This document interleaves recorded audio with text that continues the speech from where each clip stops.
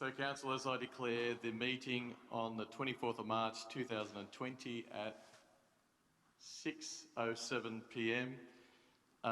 Open. Can I just have Councillor De Rocha say the prayer, please? Just read it from your book. Do you need your glasses or?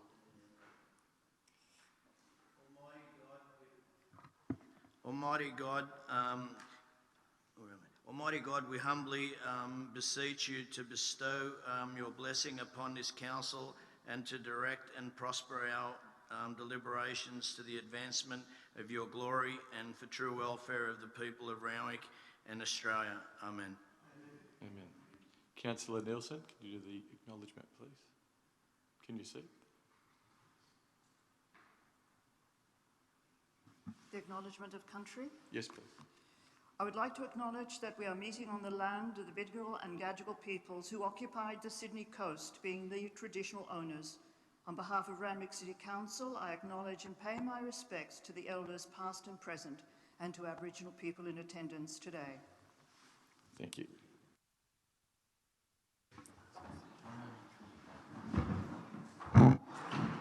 So, councillors, as you know, this is unprecedented and it's a different circumstances, so please bear with us. Obviously, there will be a few changes tonight, so please just go with the flow. There may be some stoppages, there may be, it may take time to write up. Are we relaying this on laptops, by the way? No, or just the screen? Yeah, it is being recorded, so it is taped. It's just a standard meeting, so all the politeness, all the actual meeting, code of meeting practice still attends tonight. What do we do about it? Can everyone sort of see the back screen in some way? Okay, so I'll begin. So can I have apologies or granting of leave of absences, please? Councillor Hamilton for lateness. Should be in 10 minutes' time. Thank you, councillors. Could I have confirmation of minutes, please? Can I have some, please? I'll move them. Councillor Luxford has moved it. Seconded by Councillor Sabrinos. Thank you. Can I now have the confirmation of minutes, please? Mr. Mayor. Moved by Councillor Sabrinos. Can I have a seconder, please? Seconded. Councillor Luxford has seconded them. Declarations of pecuniary or non-pecuniary interests. Councillor Shuri. Thank you. Significant pecuniary interest in Coogee Beach Surf Club and Seawall project. That's CS 11120. My husband is working on that job, and as well the closed session, the CS 1220. For the same reason, significant pecuniary. Thank you. Any others, councillors? NM 2120, the Eastern Suburbs Banksia Scrub. I'm actually a member of Friends of Malabar Headland. I'm not involved in any of their operations. It's just a sort of token membership. And they did send through a submission to the councillors today. Thank you. Shuri? Sorry, me of course. Likewise, I'm a friend of the Malabar Headland. Thank you. Any other councillors? Okay, we'll move on. So, as you know, we're not having addressed by the public tonight, so I'll go straight to the Merrell Minutes. So it's MM9/20, financial support and donations. Can I have a mover and a seconder? No, moving it to Merrell Minute. Any discussion? Okay, I'll put it. Yeah, we're going to have another opportunity to discuss it, or the first one, NM9. Oh, sorry, my apologies. My apologies. So we'll definitely be discussing the next one. Sorry. So I'll put an MM9/20. I'll put that. All those in favour say aye. Aye. Unanimous. So MM10/20. Counter response to COVID-19 pandemic. Yeah, so councillors, I just need to note that there will be a late report coming. It's on your desk. That's General Manager Report number, don't know. So bear with me with this Merrell Minute. So I'll get it here. As I requested, is there anyone who would like to merge their motion to the Merrell Minute before I read it out? Mr. Mayor, for the purposes of reducing the length of this meeting, I'm happy to incorporate my motion into your Merrell Minute. Yeah, I mean, I don't think it needs any further discussion. I'm happy to do that, and I will be talking about your Merrell Minute in due course. Thank you. Andrews? Just in relation to my motion pursuant to notice, can I just get advice whether my motion is covered by the General Manager's report or by your Merrell Minute? I'll put that. Respect outdoor, waiving outdoor dining fees. Through you, Mr. Mayor, yes, that has been included within the draft community assistance package. That being the case, Mr. Mayor, my motion can be incorporated with the Merrell Minute and the General Manager's report. Thank you, Ken. Councillor Matson. I'm happy if you're willing to incorporate my motion pursuant to notice on page 1117 NM 16 of 20 into your Merrell Minute, and I'm also happy if you wish to absorb into it the further additional points that I circulate in response to your Merrell Minute. I can address them if you feel I should.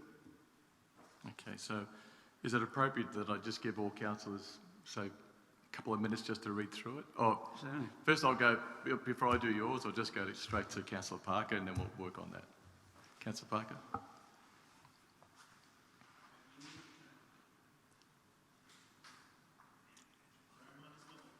No, that's mine. Sorry. Oh, I'm Sorry, councillors, there's only one at a time, otherwise they won't work tonight. Thank you, Mr. Mayor. I just have a question through you to the General Manager. There's some language around incorporation and inclusion in the Mayoral Minute.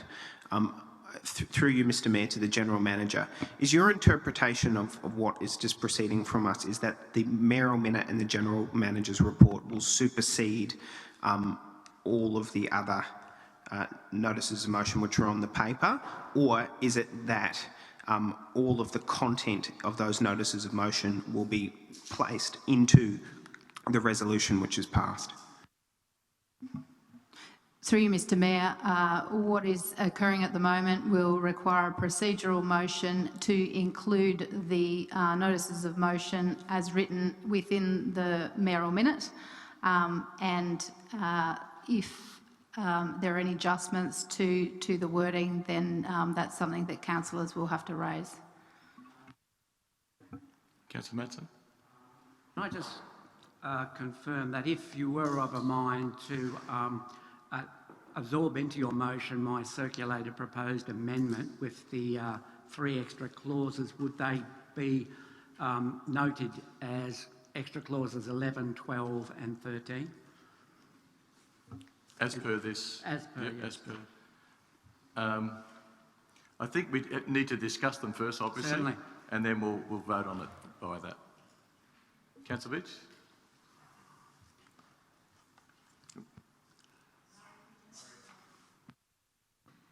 Sorry, are we sitting down or standing? I can't remember.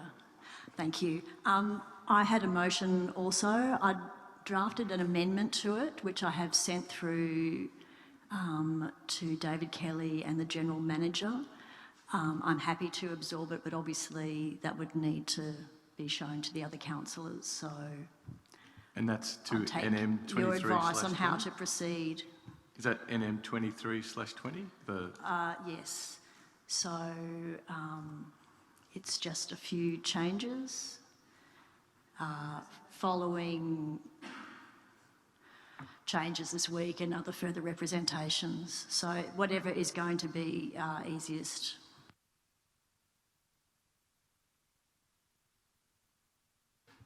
So what we'll do is we'll start with the Merrell Minute, and I'll take that on board, and then we'll just go through them all one by one, and then we'll get there.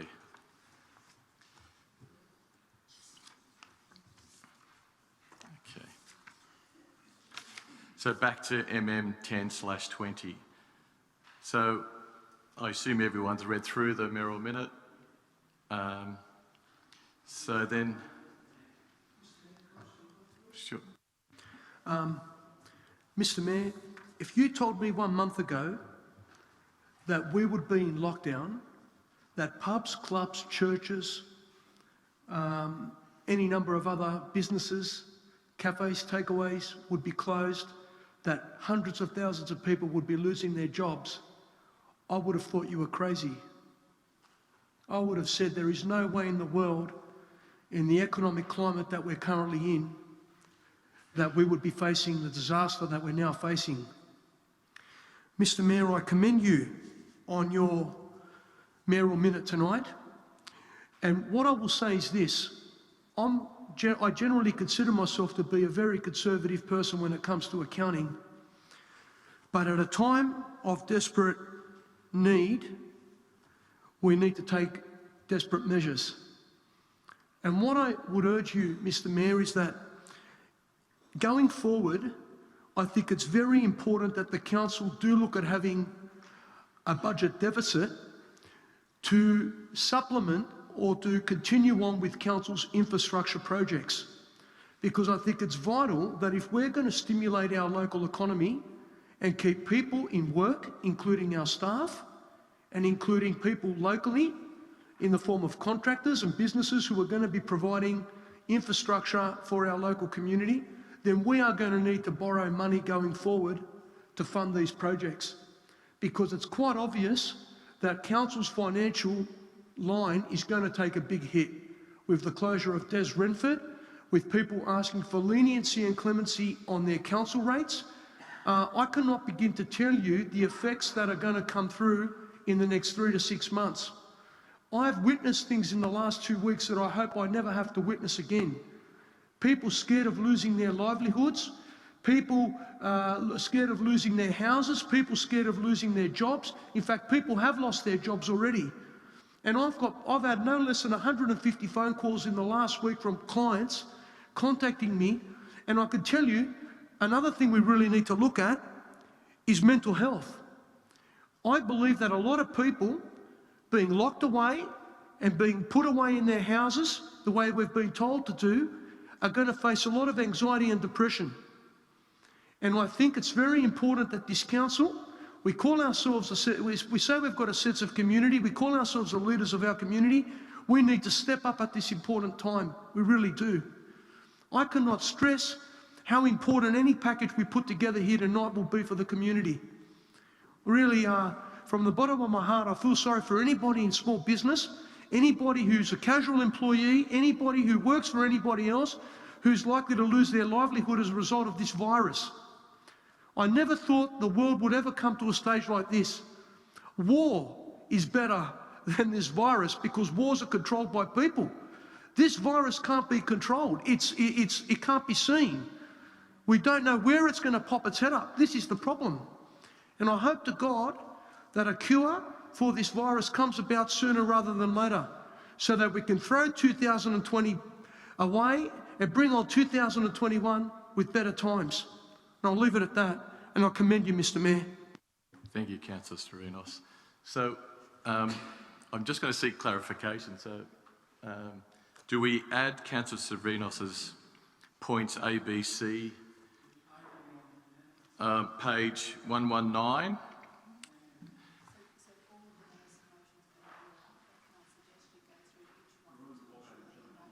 Doubling up, that's what, so we do it tonight. So I was just going to ask if we could leave it for another day for doubling up, but we'll do it tonight. So if you look at page 9, Councillor Sterinos's motion that acknowledge the coronavirus isn't the effects on our local economy, which I think is covered there. social media channels, which we're doing, which will be there.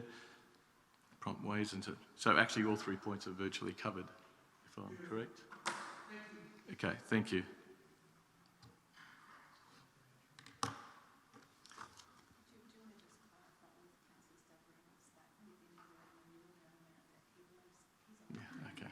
I just need to clarify with you, Councillor Servino. So in your wording, in the wording of my Merrell Minute, that you agree that your points are virtually covered in that. I just want to make sure that you're covered.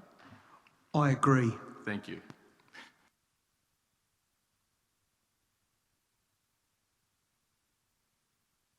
Councillor Andrews, I think you had one. Thanks, Mr. Mayor. I was actually going to ask a question also whether we're going to waive waste management fees for small businesses, noting that a lot of cafes and restaurants are now not in operation, but they still need to continue paying their waste management fees. Are they going to be waived until such time as they recommence? I'll put that through the General Manager. Through you, Mr. Mayor, that waste management fees, so annual charges and rates, are not considered as part of this Phase 1 community assistance package.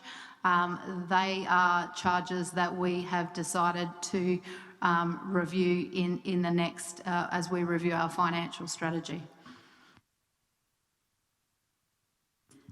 Sorry, but if waste aren't being collected, if we're not collecting the actual physical waste from cafes and restaurants at the present point in time, why are we charging? Through the General Manager.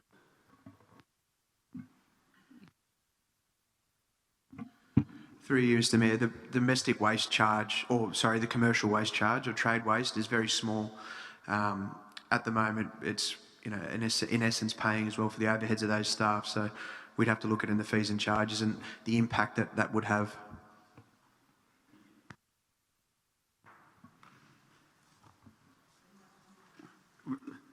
Mr. Mayor, I'm happy for my if a motion to be incorporated in your Merrell Minute. I note that the General Manager's report stipulates that the waiver of outdoor dining fees and footpath fees for a period of 6 months from 1 March 2020. So that's basically my motion pursuant to notice was a period of 6 months. Mr. Mayor, I too have witnessed the effects of the coronavirus and the real effect it's had on our local community, especially small business. We have a lot of small businesses been in touch with me in recent days, and since the state government's announcement of the closure of restaurants and cafes apart from takeaway, this has had a real impact upon our local business.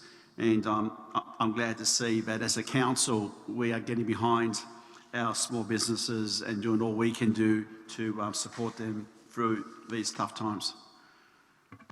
So just to make it official, Councillor Andrews, NM 15/20, you agree that the wording in the Merrell Minute 10/20 is appropriate to cover your motion? I agree. Thank you. What I'll do, Councillor Matson, I'll just get to Councillor Veitch because his is on here, and then we'll get to yours last. Is that okay? Councillor Veitch, do you still want to? Yes, so I sent through the changes to my motion this afternoon. Since I drafted the motion initially, there have been packages put forward by the federal government, so I have removed those sections. However, I have been contacted by a number of people. I gather that there are members in our community who have really noticed some of the price increases in fresh food and produce. There was actually an article from the ABC or a news outlet quite late this afternoon, which they sent through to me.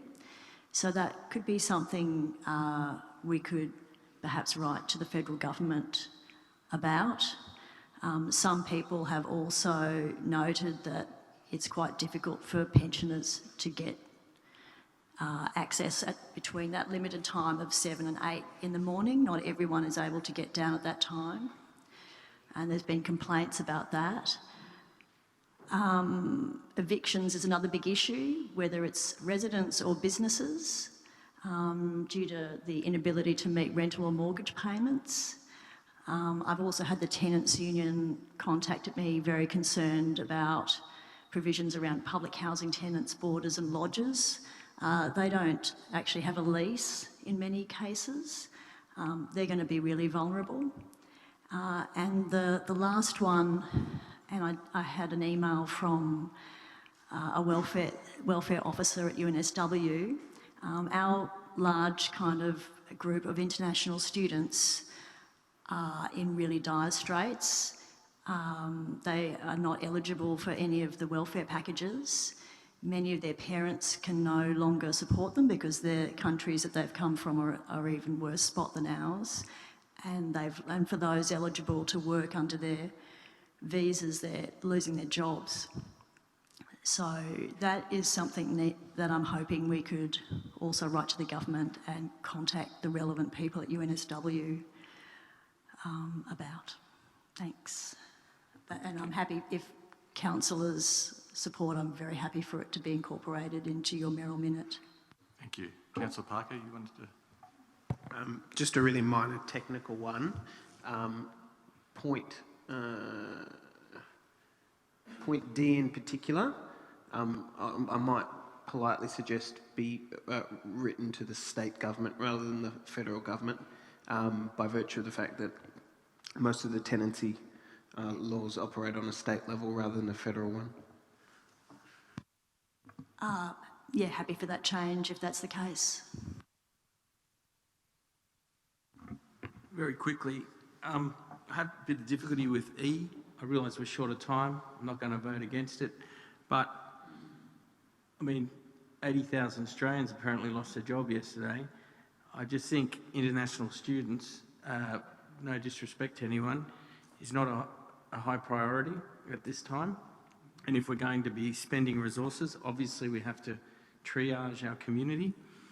And as I understand it, most of those students, and I'm entirely sympathetic to their situation, of course, however, they are fee-paying students, and we have an issue in this country, being very quick, of a lot of workers are on 457 visas and things like that, but it's our Australian citizens that need our most urgent attention. But I won't vote against it. I understand that it's designed to support people in difficulty, and I've got no problem with that. But I do have some reservation. But I'll support it. Councillor Veitch, you willing to... Look, we just have a lot of international students living in the Randwick LGA. I don't think we want to leave anyone behind. I do take your point, but there are many, and I agree, it really should be up to the university. I'm not saying Randwick Council should be putting out, it doesn't say that, but I think it is going to be an issue. I would hate people are in quite a bad situation from what I've been told. Councillor Bowen, would you prefer that we leave this as a motion and then vote on it? Yeah. Oh, sorry. Yeah, can I just make a point? As an employer that looks after international students full-time, I can, speak from experience that UNSW and every other university and every other international provider like mine will be looking after the students, and really this is stepping into their territory. Unless they came to us and said that the university is not looking after them, I really don't see the need for us to actually step in and, basically meddle in their business, because right now we're doing everything we can for over 1,000 international students that we have, and if they're stuck in the country, then that's completely a federal issue, and it's, their home country issue. So, yeah, I would just like to put forward the point that I know that every institution is doing all it can for its international students, because, yes, Councillor Bowen pointed out, They're full fee paying, and so are mine.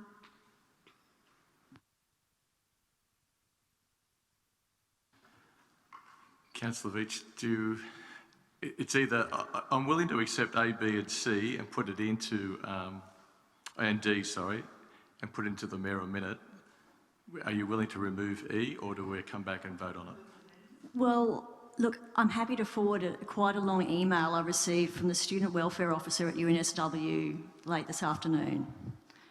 But it's just a bit late. No, Councillor We're writing Bowen, a letter. what I'll do There's is a in the large interest amount of of them in moving our... on, I'll They're leave... still our local residents. They're still our local residents. They rent in the area. They go to our shop. Councillors, I'll just note that all of those restaurants on the Anzac Parade, the large proportion of their clientele are international students. They are the main people who go there. If they cannot afford to buy food from our local businesses, it's going to have a flow-on effect. There are thousands of them. In interest of moving on, because there's obviously like a lot of debate for this, I'll leave this as a motion and we can debate it. Sorry, Councillor. Mr Mayor, I think we've probably finished the discussion, to be honest with you. If we, for example, strike out in point E, writing to the federal government, but I think we should be writing to the University of New South Wales and leave it at that. I think that's a very appropriate thing for us to do. And we can bring that up when it comes to notice of motion. Well, if we're all happy with that, why don't we just move on? We're not... Councillors, we'll leave that as a notice of motion and we'll come back to that at the end of the day. So next is, has everyone read Councillor Matson's meeting? Has everyone read, doesn't have a number, MM10/ his addition to my Merrell Minute. Councillor Matson, do you want to speak on it? Certainly. Look, councillors, I think we've all been approached over the last couple of weeks by individual constituents asking us what we're going to do as councillors, what the council is doing. I'm very confident in the approach being taken by the Mayor and General Managers, but I want to give us, individual councillors, a mechanism by which we can promise to constituents that we will take their individual concerns to. It sets up a committee. It puts a sum of money into a reserve to allow that committee to act if its deliberations are of the opinion that a particular approach should be helped. Furthermore, I then, under point 12, I allow the Director of Corporate Services to bring forward any necessary measures to achieve a return to surplus, if that is required, or other options. The last point I think a number of councillors have been thinking of, point 3, which is just simply setting up the committee. I think we do need something.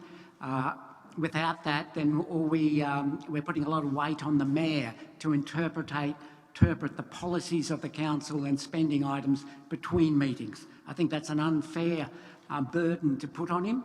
I think we do need this committee. If there is any questions, I've tried to cover any sort of approach that might come out of left field to any particular councillor. That's why I've so exhaustively stocked out the bullet points under item 11. It allows us, for example, under the second bullet point to respond to, I think some of you might have seen Mr Philip Stubbs in Clove Valley is attempting to set up a mutual aid group, which I think Councillor Veitch is also touching on. She calls it a volunteer support group. There will be more of that. People will be contacting us as individual councillors saying, what can I do, councillor? And you will be able to say, I'll be able to take your concern to this body and get a yay or a nay. I am aware from discussions with the General Manager that there will be supply problems. We may simply not be able to find a supplier of a particular item should we go out and seek it. But I think our constituents would expect us to have some sort of process in place. So I would ask for your support. Do I go on and address my motion as well on the business paper? I've been a busy boy, sorry. Page 117, councillors. So I'm struggling to find myself. Look, it's just got 3 points. And sorry, Councillor Matson, that's NM 16/20, yeah? That is indeed, Mr Mayor.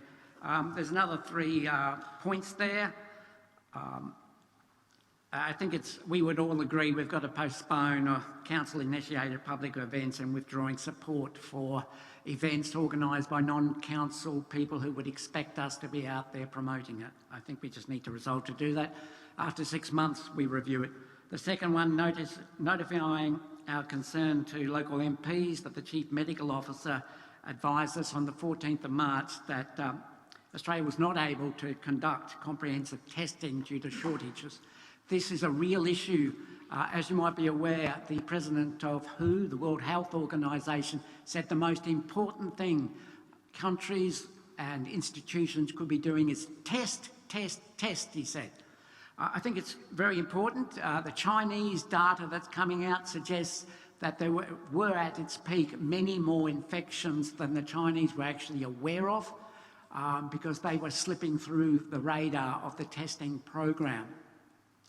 At the moment in Italy, the situation is overwhelmed. I don't believe that they will ever have a true measure of the sheer number of infections they already had. America is falling short. Its testing program is in chaos from what I can see. They don't have enough testing equipment. The American government can, to my mind, have no real idea of the true spread of the virus.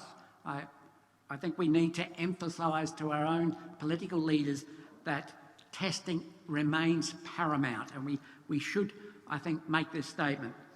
The last point C, I don't know if that's been superseded by any sort of measures by the state government, possibly the General Manager or the Mayor could fill us in. I know it was tabled actually today. We haven't got a response yet, but I know it was tabled. So we'll include it, but I know it was tabled today.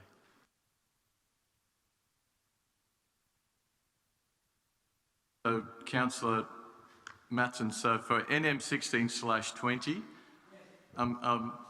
what I'll do is I'm happy to include those because I think they are different. Thank you, Mr Mayor. And for your additional 11, 12, I'll actually just add it as 11, 12 and 14 unless anyone wants to discuss it, but I'm happy to include it. Oh, sorry, Councillor Roberts, sorry. Oh no, I thought you were going to add something to it and I wrote 14, sorry. Thank you, Mr Mayor. Just a question to you, I suppose, through to the staff. I think this amendment has a lot of validity, but it seems a little bit out of left field compared to potential normal processes. Is there any comment as to would this crimp or cause any unintended consequences with the operation of council and its ability to be fast responsive in what we probably expect to be quite a challenging coming few months?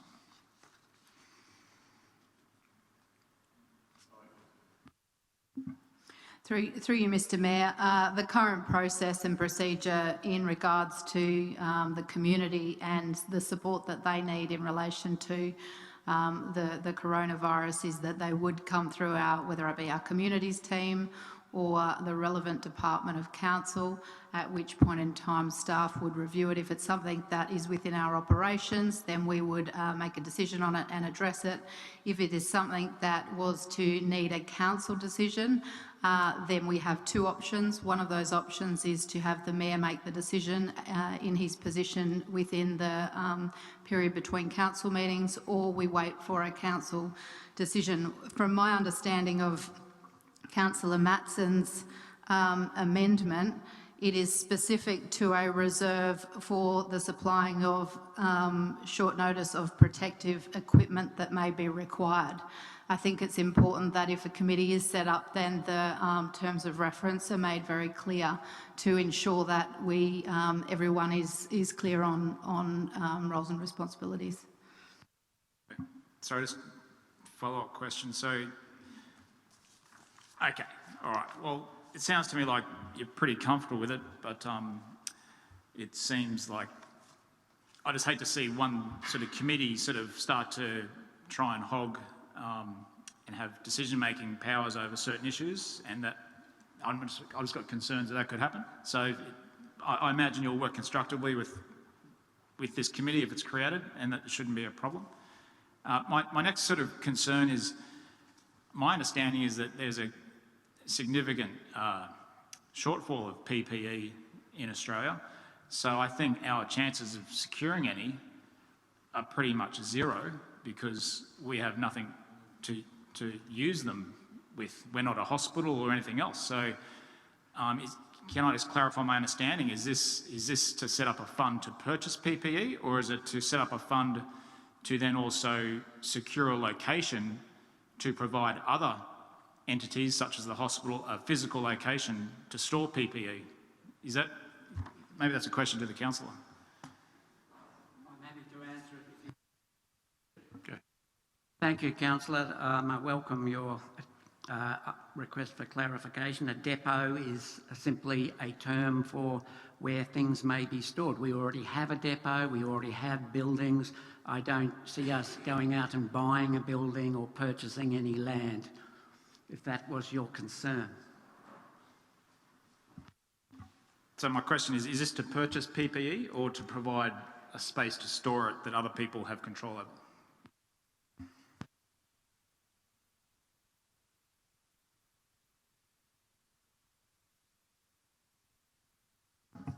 It is to allow for the setting up and maintaining of a local depot capable of supplying at short notice. That implies that material will be acquired, stored on a certain time basis at a depot, and funded by council funds. Okay, thank you. Okay, well, based on that, how can you not support that? But I've just got concerns that our chances of achieving that are Buckley's. As any PPE comes into supply, that'll go straight to the hospitals and everyone else who needs to use it. But we certainly should keep trying, and if we do get access to PPE that the greater, broader community can use and the hospitals don't need, then that'll be great. So I'll support that. And I think in those regards, Councillor Roberts, I think obviously in these trying times, there's absolutely no way we'd take them away from the hospitals, etc., as you know, and I'm too sure Councillor Matson means that. So it's one of those things where it's good to have the ideas, but we'll try our hardest. And just with the committee too, and in everything we do from now on, I think it's always got to be, especially in this circumstance, it's got to be bipartisan, and there's a lot of logic. And as you've been well informed by the General Manager virtually with every decision that's been made so far. So I don't think anything like that will change, and I think it's a time when there's a lot of common sense and a lot of bipartisan. Councillor Parker? Mr Mayor, I, through you, just would like to give my view on item 12 and 13. 13 in particular, I have no opposition to 11 because I think we're very conscious of the importance of having supplies and investigating them. My concern, however, relates to 13 in particular and the necessity of it. I note that an extraordinary council meeting can be called at very short notice, and in the interim that there is also the provision for the Mayor in dealing with the General Manager to make decisions of this light. The effect of council of point 13 would be for a committee of 4 to make financial decisions of the councillors of the whole, as opposed to the full council being involved in any of those decisions. So I would suggest more than happily to incorporate point 11. I actually have no opposition broadly to point 12, but I do not see the need for point 13 in light of the fact that in the event that the Mayor felt it appropriate to have the full endorsement of council, that the extraordinary council meeting provision is still there and could very quickly be called. So I don't think that the need is there. If there is the view to have the endorsement of a wide range of individuals, I'd suggest that at a full council would be the more appropriate way to do that, knowing in light that any questions around urgency can also be dealt with by yourself or the General Manager or an extraordinary council meeting. Actually, thank you, Councillor Parker. And actually, hearing your argument, I tend to agree with it. And I just remembered too that as of today, as part of that bill, that there is going to be, we will be allowed to meet electronically by teleconferencing, so remotely. So if that goes through, it will be a quick response to get everybody virtually on a teleconference, I'm sure. And all we need is a quorum, so as it will work the same code of meeting practice. So I think what I'll do, Councillor Matson, is to not include 13 and then make the commitment to put everybody on a teleconference as soon as we can. If it's very urgent and it needs to be decided in 5 minutes, then thank you. And as long as councillors understand, if it's something that's very urgent, which is very rare, it will be decided between myself and the General Manager, and we'll inform you along the way. But otherwise, we'll just go teleconference. If this clause is removed, how quickly could a full meeting of the council be got together, even if, notwithstanding that it is to be conducted by electronic means? As I understand, we would have to give a week's notice and the printing of a business paper. My clause, if it is adopted, would allow a much faster response to dealing with simply questions relating to the allocation of $300,000.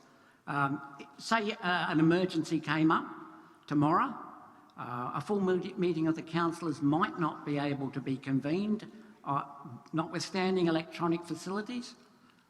We could deal with it very quickly via this clause. That's my point. We don't know what's happening. It's escalating at the moment, as we all know. So it just allows us to be faster, more flexible, and it deals with just 300,000. So Councillor Parker, then Councillor Hamilton. Sorry, just in relation to that, through you, Mr Mayor, to the General Manager, I would assume that any committee which has the delegated powers of the council would therefore need to have similar notice requirements, I would assume, as well as, requirements around public access and the like. In order to do that, I have looked at some of the legislation which was put through the Parliament today, and it has nothing in relation to changing the notice requirements. And just through you, Mr Mayor, to the General Manager, I'm assuming that any delegated committee of the council would have the same notice requirements. Through you, Mr Mayor, yes, committees of council follow the same code of meeting practice. Would consider it is to remove the delegated authority that I'm proposing for the COVID-19 Response Committee and leave it as a committee to advise a full council meeting or such other provision. It would thus function as an advisory committee for your use in your powers to interpret the decision-making and policy-making of the council between meetings. Councillor Hamilton. Can I just say that I think this is going to be a moot point before we even finish discussing it. We're going to be online for every single meeting and every single conversation. I think that we should not be looking at antiquated, face-to-face meetings as a solution for what we're going to deal with in the very near future. And we should just start talking about how we're going to get online, how we're going to get people together to form the quorum to make the decisions. So I think we can move past this one. Councillor Lisson.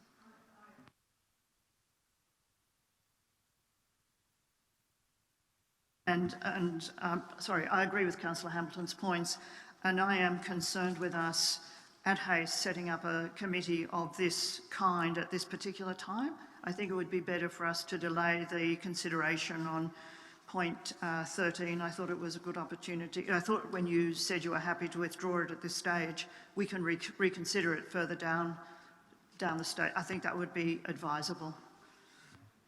Councillor Torinos.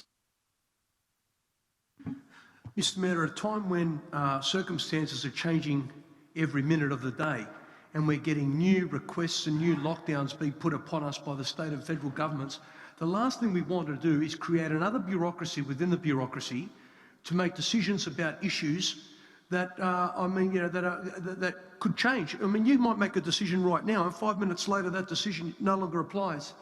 I think the way we're going about it, by having teleconferencing and getting every councillor involved in the decision-making process, is the proper way to do it.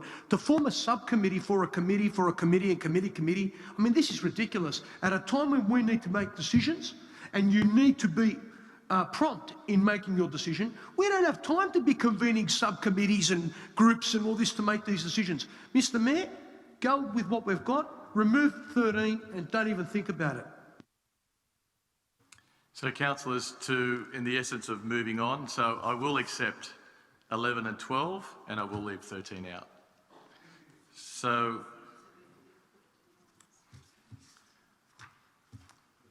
Speaker, before we put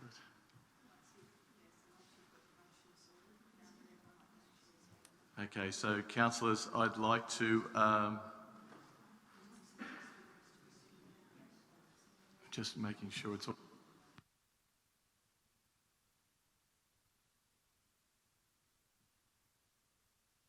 Has it's virtually verbatim from what's on the paper, so if you can't read it, I think you can read it from your books. Councillor Thanks, Mr Mayor. Just a very quick question.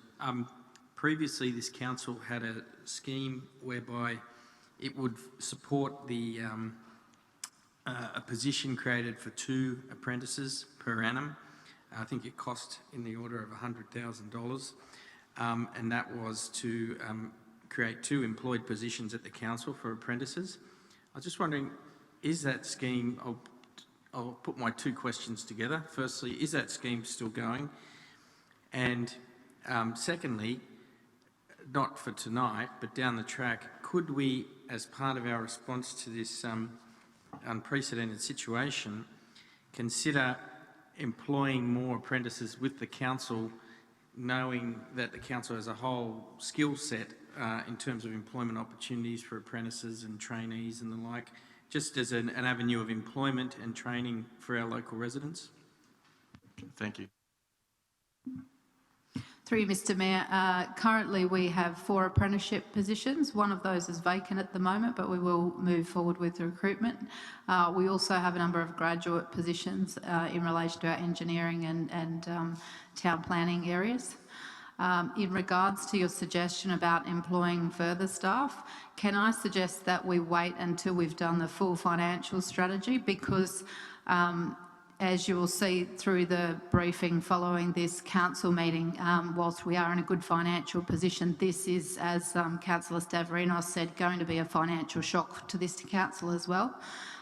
We have a number of employees and a number of casual employees already on our books that we are trying to secure employment for. So I would just ask that we wait at this point in time in relation to further employment. So, councillors, if there's no further discussion, I'll put it. Oh, sorry, councillors. If you don't mind, Mr. Mayor, one more thing.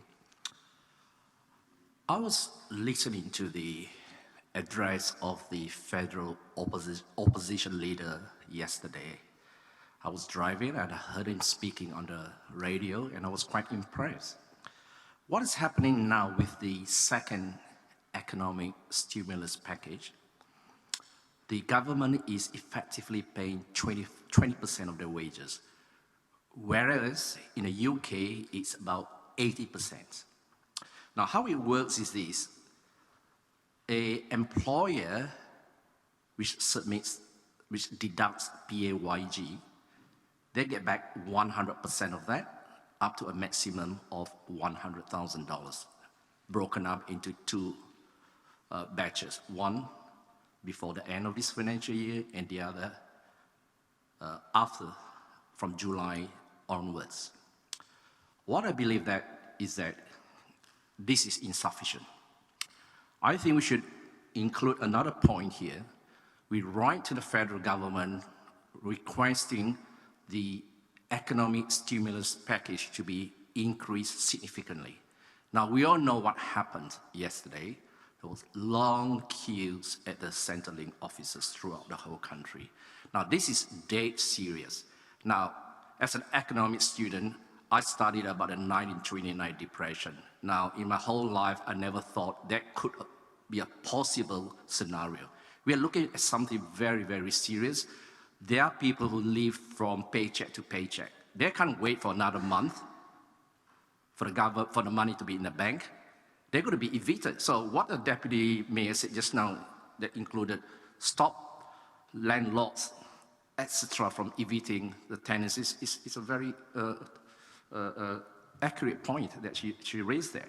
So, Mr. Mayor, and subject to the councillors, I think we should include another point, requesting the federal government to increase the economic stimulus package, in particular, to increase the PAYG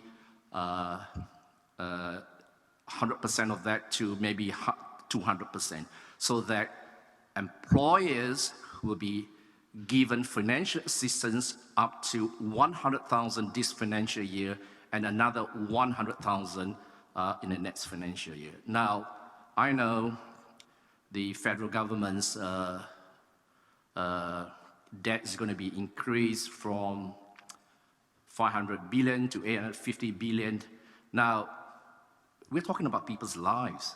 And Councillor Stavros mentioned about mental health issue. Do you know how many people will be facing this problem now? Do you know? We're going to, by the time this virus issue is over, hopefully in 6 months' time, we're going to have another problem. Many people will be suffering from depression. So, Mr. Mayor, I suggest that at another point that the government, that we write to the federal government requesting them to consider increasing the economic stimulus package to 200% of the PAYG, subject to a maximum of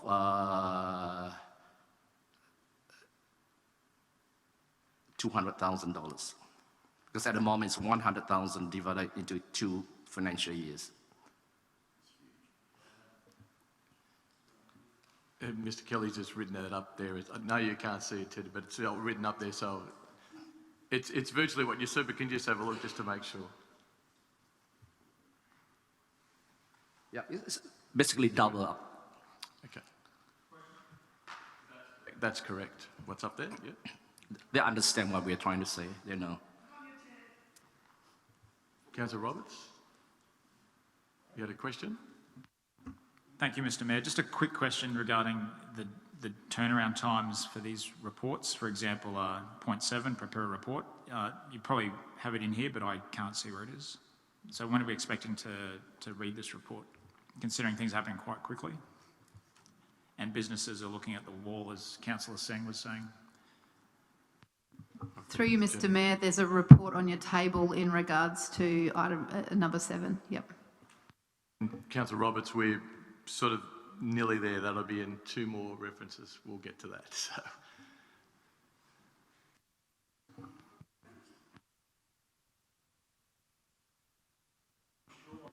How your proposed clause 14 is actually going to put money into people's pockets. My concern is that it may somehow become locked up with the employer.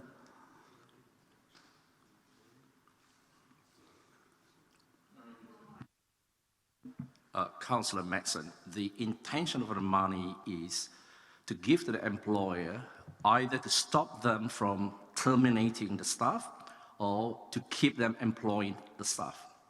Okay, now employees are those who are registered for PAYG. There is deduction of the wages. And there's been a further clarification. Even those who are not registered for PAYG, the sole traders, my understanding they get up to $20,000 now. The first package was, I think, $2,000. Okay. $20,000, okay? Now remember, the money is going to be circulated in the economy. Now we're helping the poor people. People are going to lose their jobs. A lot of casuals, they're going to be unemployed. They are. Thousands of them are queuing up, okay? Now we're making a suggestion. It's up to the government. Like I say, I was very impressed with the leader of the opposition. I normally don't support the opposition's policies, but I thought this was brilliant. In comparison, the UK, they're paying 80% of the wages, we're paying 20%. Now, how do you get 20%? Because on average income, when you deduct the PAYG, it's what it is in Australia, based on average income. So the government say, we'll give you back 100% of that, subject to $100,000. Okay, remember, 100,000 is 50,000 this financial year, another 3 months left, and another 50,000 starting from July, August, September. Okay, so... Thank you, Councillor Singh. So, councillors, I think I'll put it... I follow this very closely because I'm really concerned. I really feel sorry for people the thousands of people, the airline workers, and they look at our local small businesses. Many of them are going broke.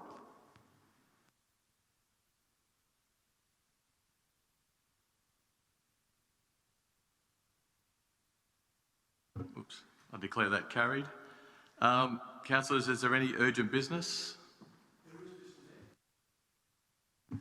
Mr Mayor, I put through an urgency motion this afternoon to David Kelly. It's been seconded by Councillor Andrews.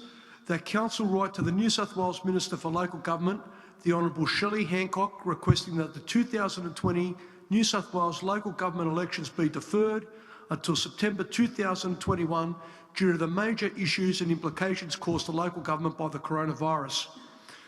Now, I'm asking for the deferral, Mr Mayor, because I believe the $550,000 that this council has allocated towards the local government election in September could be better spent at this time on other measures and other issues. Now, we're only talking 6 months away. There is no way that any one of us councillors is going to even be able to contemplate campaigning or doing anything like that, to be able to even put yourself out there. Good luck knocking on someone's door in June, July or August and telling them, hi, I'm your local councillor. They're going to slam the door in your face. They might not even contemplate looking at you. They'll say to you, what are you doing here? You should be locked up. Now, the fact is, this is a no-brainer. I believe that it's inevitable. The local government elections will have to be deferred. And for this council to cop the burden now of a $550,000 hit... Sorry, yep.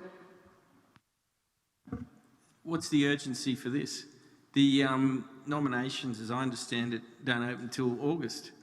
The councillor can put the motion up at the April meeting if it's so urgent. It's urgent because we need a decision. Well, it's just... Well, that's... no, I'm sorry. I've been persuaded even more profoundly. It's not urgent, Mr Mayor. There's no urgency with this. The nomination is in August. Anyway, I thought most campaigning's done a month. Councillor Park. Oh, sorry, a second to Councillor Andrews. Do you want to speak? Look, the fact, you might not consider it to be urgent, Councillor Bowen, but at the end of the day, when this council is contemplating spending $550,000 running a local government election in the middle of a crisis, then I consider that to be urgent. And considering we may not have a meeting, physically meet up for another 6 months, we don't know how long this is going to go on for, I think decision needs to be made tonight. And it is a matter of urgency if we are going to write to the Minister. Councillor Andrews? Yeah, look, thanks, Mr Mayor. I concur with Councillor Stavrinos, and I also concur with the local government opposition spokesman, I think his name's Peter Warren, who actually came out last week with a media release in regards to asking the Minister for Local Government to defer the local government elections. Now, this is not about fettering the public democratic right. Indeed, a decision to pursue the current timetable will be likely to force individuals to make a choice between exercising that right and maintaining the health and well-being of their families. No one could forgive our people for prioritising the later, but it would be wrong to force them to choose.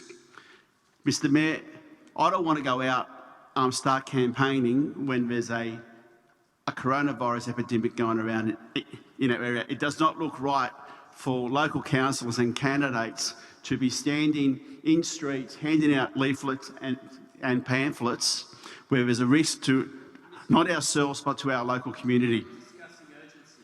My point is about urgency. Well, excuse me, if I may. Actually, Councillor Bowen, I think first we have to vote on it to see if it's urgent, and then we'll debate it. Yeah, so. I know who's the seconder. That's why he's talking about he's the seconder. We'll vote on it to see if it is urgent, and then we'll have a debate. Correct? So can I just have all those in favour that this is an urgent motion?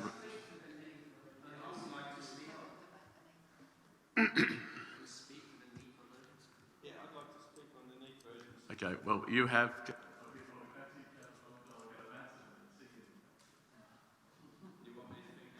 Oh, no, I'll get Councillor Matson and then I'll go to Singh and then back to you.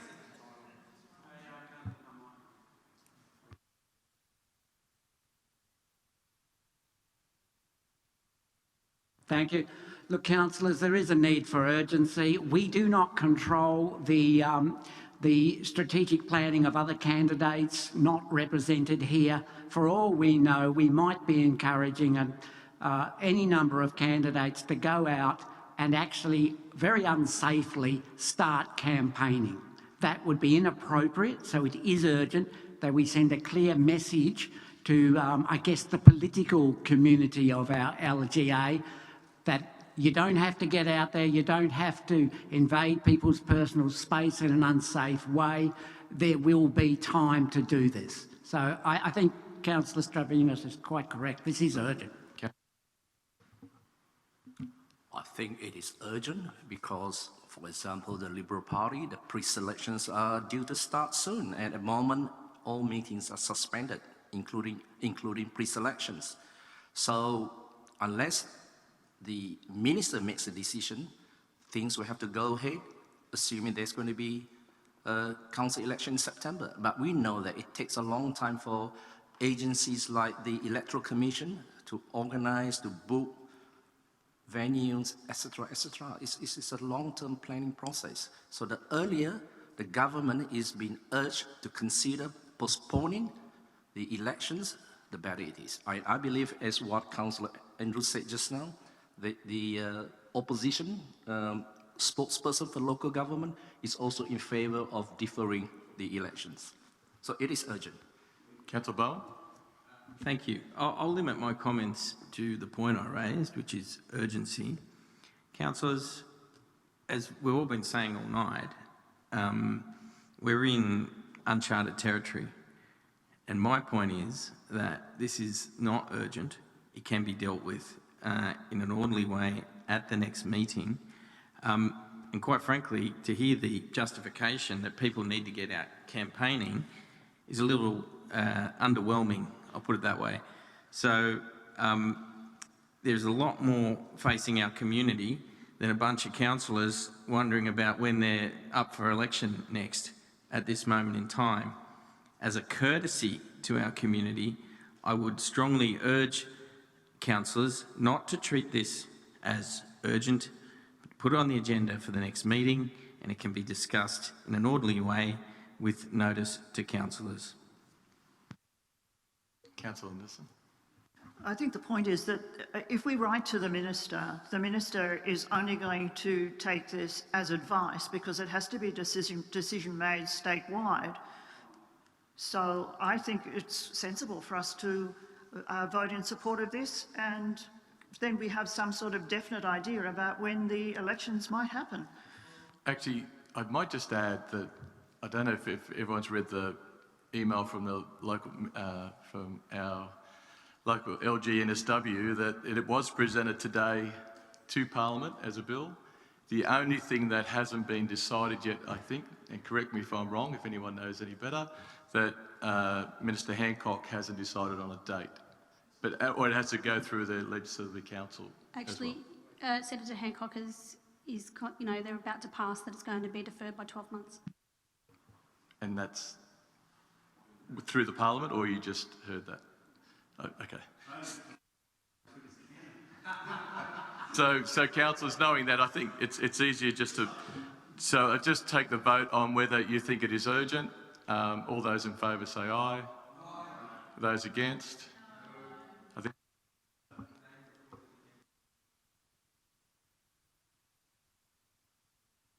just vote on the motion. Now that it's a motion, and now you can speak for or against the motion. And Councillor Veitch, go first.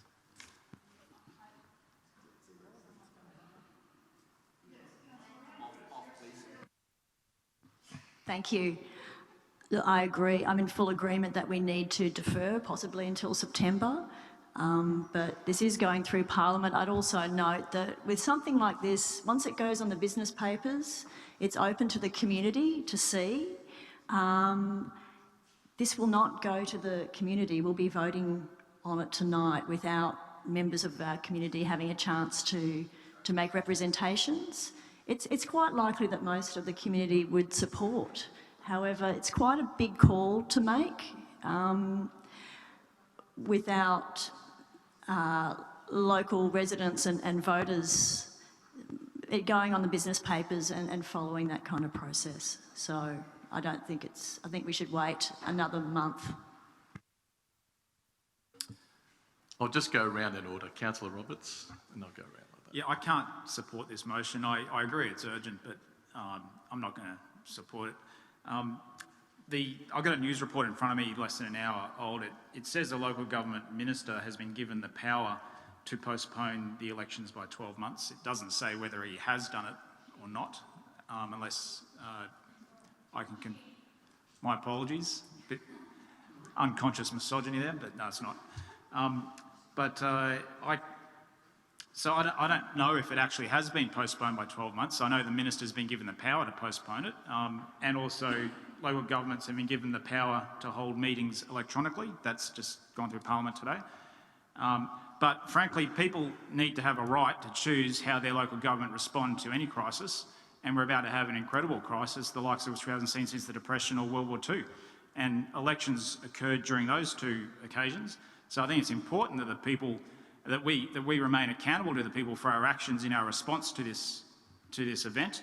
So based on that, I think in principle we should have an election as per the schedule, unless there's some extremely compelling reasons not to do it. And potentially these are those reasons, but I don't think we have the evidence in front of us yet. We haven't seen whether the actions we're going to do as a nation will potentially put this virus, suppress it, that we want to the degrees that we want to suppress it. So I can't support this under the current situation where we don't have the information to base it on. So I'm just going to assume that we will be able to do an election safely in September. We're looking at Queensland. They've just done some elections where they had no flyers. So Councillor Andrews mentioned we can't have people handing out flyers. Well, they didn't allow it in Queensland. And so they had these huge QR codes on boards, and they're saying, hey, scan this QR code with your iPhone, and they're going in social separation. So I can only assume we'll see how this pandemic pans out. We'll make requirements for the election as such, and if it's still unsafe to do an election, then the minister will defer it at that point. But based on what we know at the moment, I can't support this, I'm sorry. Councillor Matson. Look, in reply, I guess, to Councillor Andrews, these are extraordinary times. This is a pandemic. We've had between, 8 and 10 deaths in Australia at the moment, but that will exponentially increase. There will be, in a couple of weeks, 40 or 50 deaths in Australia. A few weeks after that, it'll be a couple of hundred. A few weeks after that, it'll be a couple of thousand. Councillors, there's no way we can hold an election with all the mass events that are associated. Councillor, you could, yes, take away the right of individuals to participate in an election by forcing them to use something other than cheaply produced how-to-votes or letterbox leaflets. But why do that? You are taking away the basic democratic right of candidates to fully involve themselves in an election. If you force some sort of muted, electronically contrived election in September this year, you'll be doing two things. One, you will be exponentially increasing the spread with every person standing on a pre-poll booth handing out. If you take away the pre-poll booths, then you disenfranchise candidates who do not have a lot of resources or organisation. If we want a safe election, it has to be deferred. If we want to have a democratic election, it has to be deferred. If you blindly insist on sticking to the September date, yet you're doing what the NRL or the AFL was, I think it was the AFL, was it, that was doing up until recently. They were digging their feet in. At the moment, the organisers of the various Olympic associations are digging their feet in. But there's no way the Olympics can be allowed to go ahead. We are in the era of no large events. Councillors, if you, for every event, every interaction you allow in the community, you are exponentially increasing the curve of infections. That means you will kill people. Councillor Shuri, I was going to. This is should not be happening, this debate. It's nothing. The decision will be made for us very shortly. We know that. It's crazy to be spending time, wasting time, discussing things that are going to be made anyway. Quite frankly, I believe that next week or the week after, we will be in total lockdown. That means we won't be having footpath dining. There won't be any dining of any sort. So it's madness. This situation is, as Councillor Roberts said, we've never seen anything like it. And by sitting here wasting time writing to the minister when she's already making that decision, it's nuts. Why are we wasting time? Why are we not getting on with the more important business of council than discussing that? Councillor Hamilton. Yes, that's right. I was making the point that I think the machinations are already in play. I think the Minister has already been given the power. SSS Rock have already lobbied on behalf of local governments as per their mantra or their remit.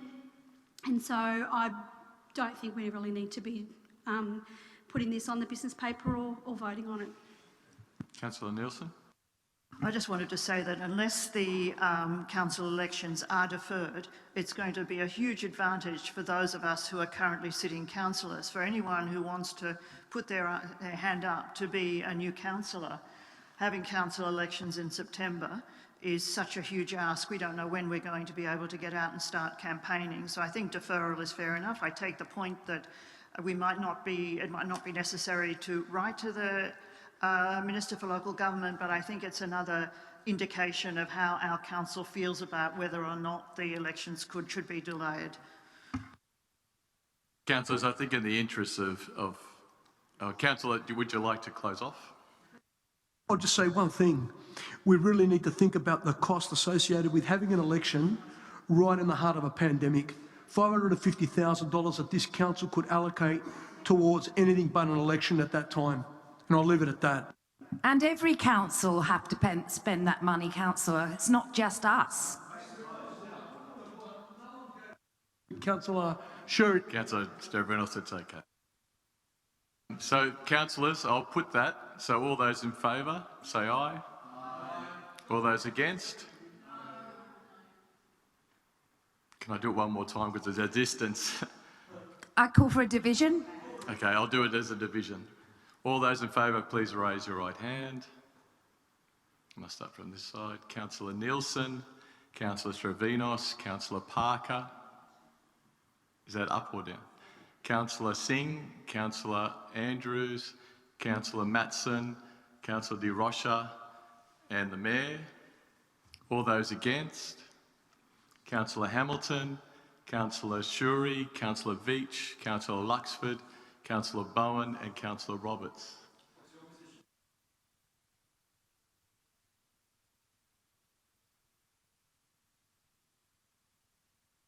So it's carried. So next, councillors, it's the General Manager's reports, and it's the Community Support Package, which you should have in front of you. Can I have a mover and a seconder for the report? Councillor Parker is a mover, seconded by Councillor Roberts. And as a matter of urgency, I'm just going to get the GM to go through the actual report. Thank you, Councillor. Through you, Mr Mayor, thank you.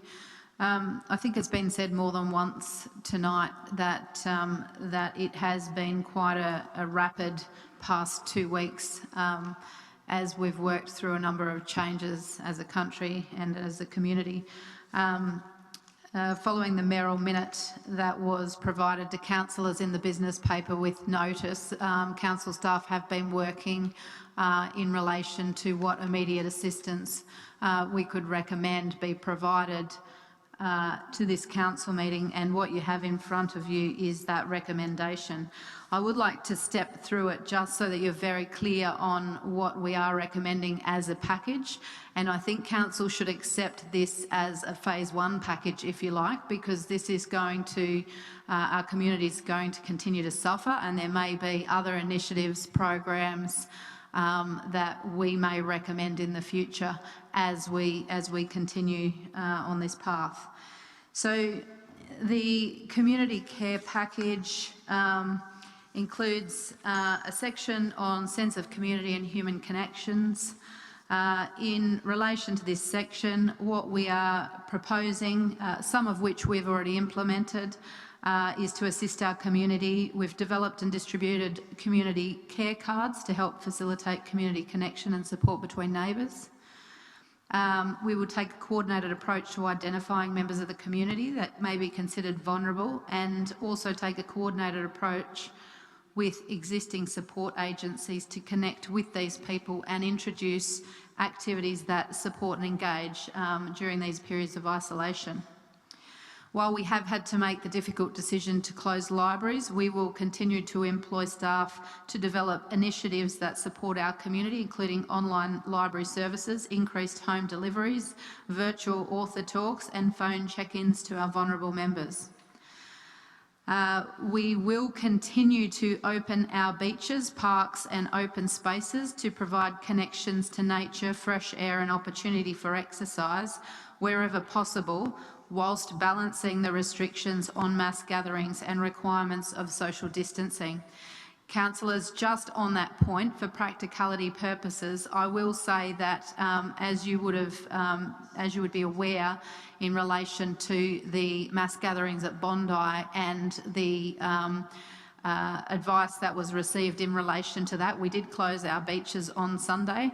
That was both in anticipation of gatherings of over 500, but also based on risk that the community in Bondi would make their way over to our beaches. We will still have to do risk assessments in relation to our beaches in the warmer weather and make a decision on those as the days unfold. So moving on with the closure of gyms across the country, including our own, we will explore opportunities to provide exercise tutorials and other opportunities online. Council will continue to provide childcare services and will assist those community based childcare providers within council-owned buildings with rental relief.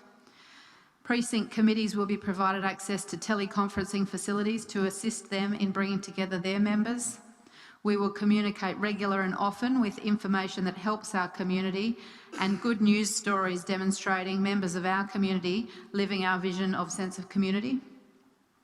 Not-for-profit community groups occupying council premises and impacted by the pandemic to be provided rental relief of up to 100% for a 6-month period. The value of this support package is estimated to be $190,000.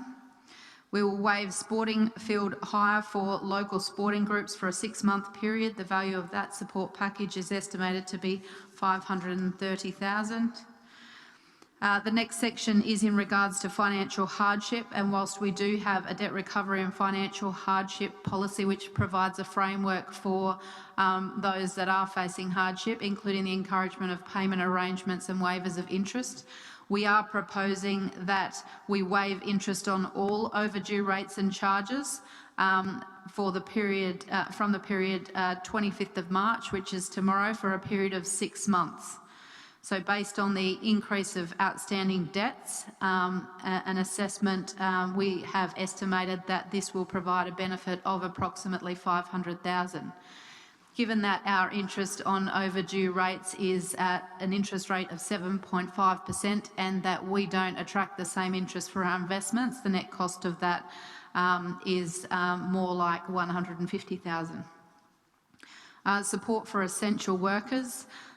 We do have many doctors and nurses that are working around the clock in relation to the current situation, and what we are proposing is that parking options are examined so that temporary parking permits can be adjusted for the use of emergency department and intensive care unit staff during the period. This is something that will allow or provide support to the doctor that is working all night and then gets home only to find that they can't get a park and able to get into their home. Finally, business and employment. The waiver of outdoor dining and footpath fees for a period of 6 months.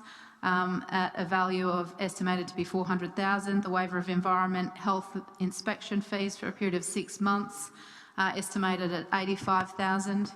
The waiver of fire safety inspection fees for a period of 6 months, estimated at $105,000.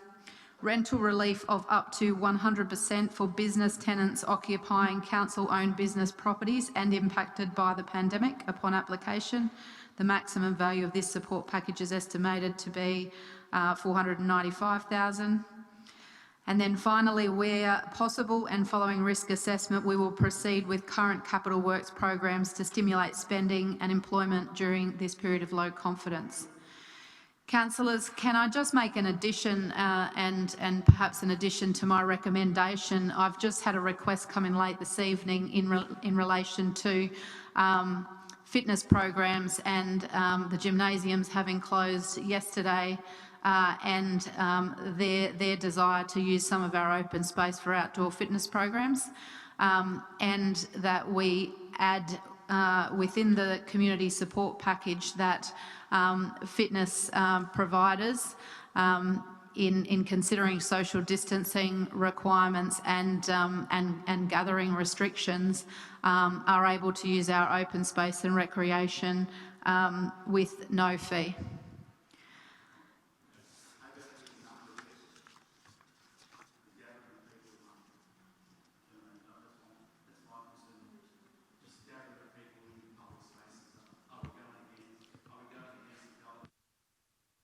Requirement in respect to the gathering of people, if we allow such a thing?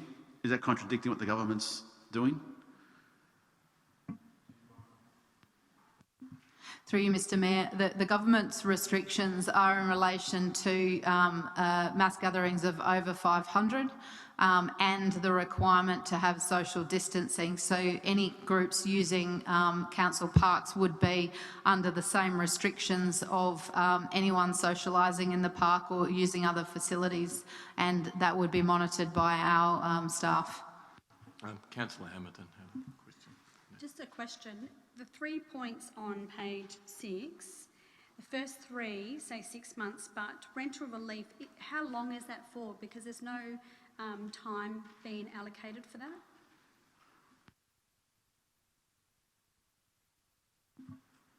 Apologies, that was for a period of 4 months for the rental relief in both instances. I apologise for that error.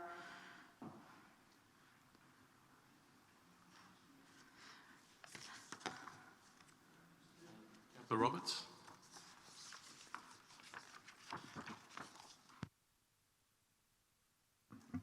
Thank you, Mr Mayor. First, I'd just like to say congratulations to the GM and the staff for putting this report together before tonight's meeting, considering it's a report that's been called on the Merrell Minute that we just passed half an hour ago. So well done, and it's excellent. Just a few quick questions.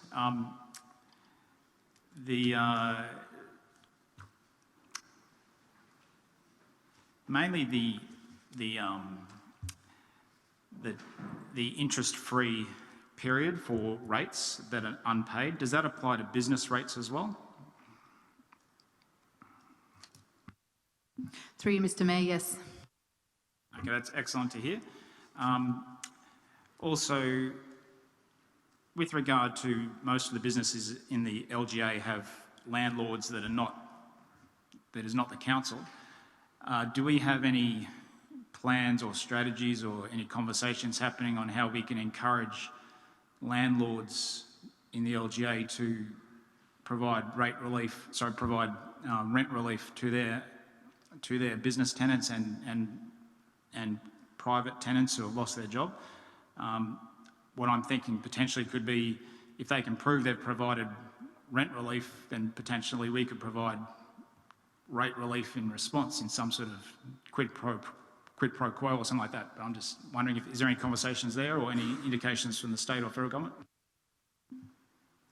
Through you, Mr Mayor, we aren't aware of any specific state or federal government programs in relation to that specifically, although I think that there has been some advice encouraging. In relation to council's ability to assist those that are suffering hardship, which in the case of business would be the business and to a different degree the actual property owner. Our concession, I guess, and our income comes from rates, which is actually borne by the property owner. So we would have to, if we were considering a concession for the business owners, consider a system that did, as you said, require some burden of proof that they have reduced rental. That's certainly something that can be considered as part of our financial review going forward, and I think it is a good suggestion. Thank you. And one other suggestion is in terms of a stimulus package and encouraging development. So I think it's a good idea to continue with our planned capital expenditure. When someone puts in a DA, the DA fees can be quite expensive, thousands and thousands of dollars, and it seems to be based on the DA expenditure that's expected. So if you're going to spend $1 million, your DA fees are quite exorbitant. And if you're going to spend like $200,000, the DA fees are much less, even though the processing that might occur in council might be sort of similar. So potentially another suggestion would be to look at reducing DA council fees to encourage people to continue to put in DAs through this period in the next 12 months. Through you, Mr Mayor, we will take that on notice to review. Councillor Russia. Yep. I just want to congratulate Council, General Manager, and the Mayor and everyone just on everything that's happened to date, keeping us so informative and everything. Also for the prompt action that you took to close off our beaches when I work at a neighbouring council that, you know, we went from seeing a night, a day that had over 30,000 people at our beaches, which went all the way till 8 o'clock to the next day, having to move people away from and close off a beach completely, and then have the uncertainty whether we were going to allow 500 or no people at all. All I heard was when I did clear the beach with another couple of officers was, we're going to Randwick, Waverley sucks, you know, excuse me, so that other council sucks. And just to see the action that you took straight away to prevent people from taking advantage of the situation, I think that that's so professional, and thank you. The other thing is, if we're going to open up our parks to the personal trainers, I just hope that we consider maybe putting a clause on there.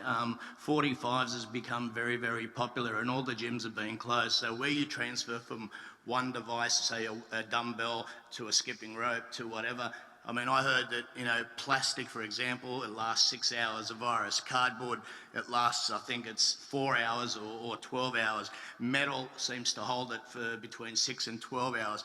I think that if we're going to open up our parks, not only the social distance, but also that they have some PPE, protective equipment, whether it's gloves or whatever, that they would be compelled to use, so that when they transfer to the next equipment, they're not getting the moisture from people's sweat or whatever. Thank you. Yeah, I think you're about to say that there'll be no equipment involved. Oh, through you, Mr Mayor, whilst we won't be able to do surveillance on all fitness providers, what we would do is encourage very strongly everyone to be very mindful of the hygiene and social distancing. Councillor Nielsen? Well, I had a question relating to that, but I'll also repeat what Councillor De Rocha said, and that is to compliment you and the staff for this great report. I think it's very, very good and covers so many areas, but my concern is the question of opening our parks to personal trainers and so on. If you've got children who are wanting to come down and run around as they perhaps normally would, and they're going to be confronting personal trainers, I think we just need to come up with a good protocol that is associated with encouraging people who want to exercise and so on down onto our parks, so that we're still allowing our parks to be available to everybody. But otherwise, I highly support the report. Thank you. Councillor Srebrinos? Thank you, Mr Mayor. Look, I too would like to commend the General Manager for putting together a very comprehensive report with your staff in relation to this matter. I just want to put a question to you. Is it possible that we can put in place some sort of a deferral program or maybe a repayment program for residents that are unable to make a full payment of their council rates? Like, can we try and introduce some sort of a scheme? Because there will be people who will not be able to come up with the money to be able to pay for their council rates, similar to what the banks are doing now with mortgages. Is there anything we can do as a council to try and help residents that are unable to make the payment? I know they're not going to attract any interest, but perhaps we can give them a period of time of 6 months not to have to pay the rates, and maybe add it additionally further down the track onto their rates, you know, or put some sort of a repayment plan in place. Can we do that?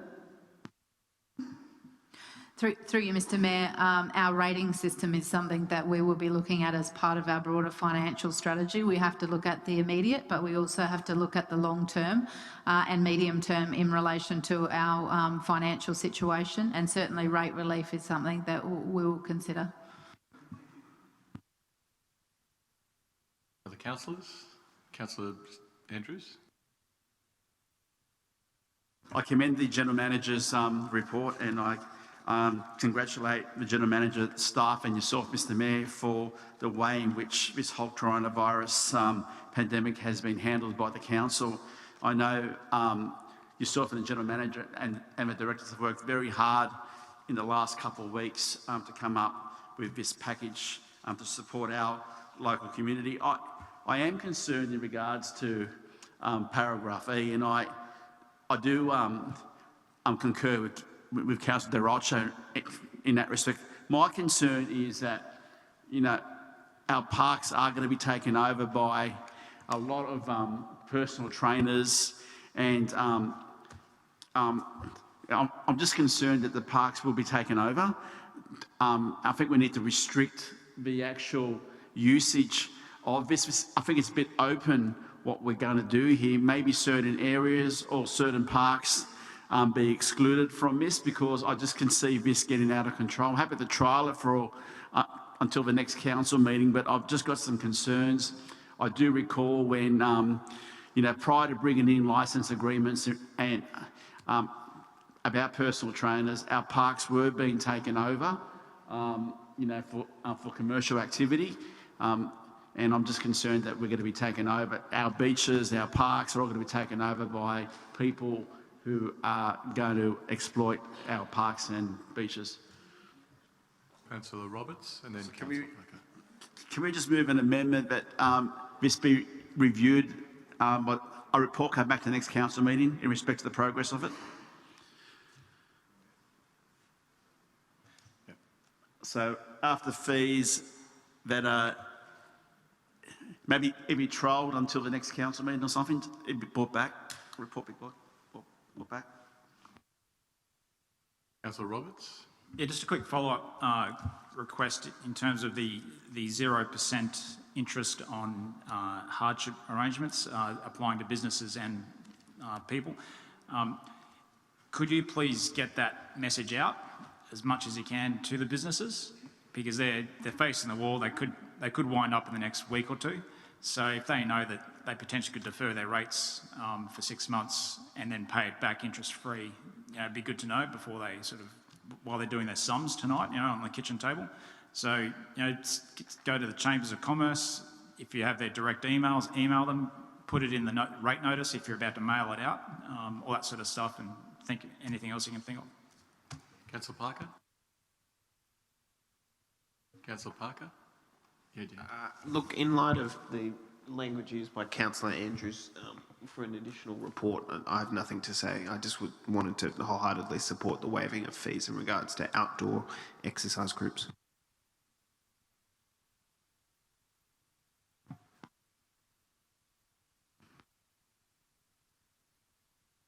So, councillors, I think I'll put it. All those in favour say aye. All those against? I declare that carried. Now we'll go to seriatim for the remainder of the agenda items.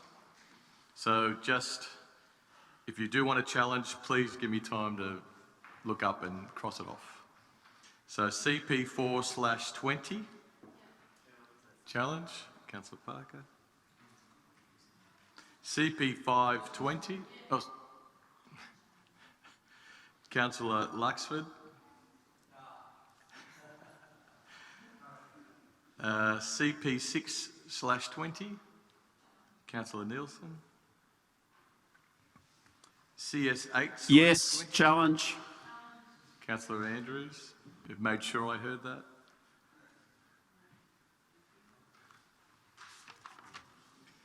CS9/20, Councillor Parker. CS10/20, unchallenged. CS11/20. Is that Councillor Beach? Yeah. CO12/20. CO13/20. Oh, actually, I just note that when we move the report, that's been cancelled. I think you've all read that. The national conference has been moved. CO14/20. CO15/20. CO16/20. CO17/20. Sorry, Mr. Mayor, my apologies. Just in relation to the investment report, just so I can clarify, we will have an opportunity to discuss the status of our investments at present at the end of in the briefing in light of the very changed circumstance, or would it be a more appropriate time to discuss it at this point? At the briefing, yes. Okay, cool. I'll go back to CO17/20. Challenge with a question. Okay, so I'll do Shuri for that. CO18/20. It's unchallenged. Move the unchallenged items. Councillor Andrews, seconded by Councillor Luxford. So we'll go back. So CP4/20, it was Councillor Parker, sorry. Look, thank you, Mr. Mayor. I move the report as per the business paper, but I do have a query in regards to... Second that by Councillor Luxford. Yeah. All right. Speaking. Yeah. By Councillor Andrews. Okay. I just have a question through you, Mr. Mayor, in relation to the evaluation of the street gym proposal and what they were doing. Just 1 second. It was mentioned that in doing the report that the program was considered as having considerable merit or thereabouts. I'm just looking for the particular words. I'd just like to get some clarification around that, and then what is different in the conclusion from what the Y has previously done and been rejected for.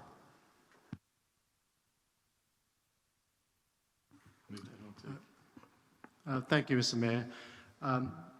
Through the process of the selection of the grant applications, the level of detail provided by the Y street gym proposal didn't provide sufficient documentation and assessment or indicators as to the way that they would engage with local participants and retain them. Subsequent to Council's resolution, there was sort of meetings with the Y, and they provided a lot more documentation as to the way that they operate and their ability to engage with people in other local government areas. So on that basis, it was apparent to council officers that with some more justification provided within a grant application, that the proposal does have some merit. Thank you very much. I'm quite satisfied with that. A question, Councillor Alexander? Yeah, my question was basically the same as what Dylan was asking, because previously they've been rejected, so I was a bit confused as to why all of a sudden it had merit.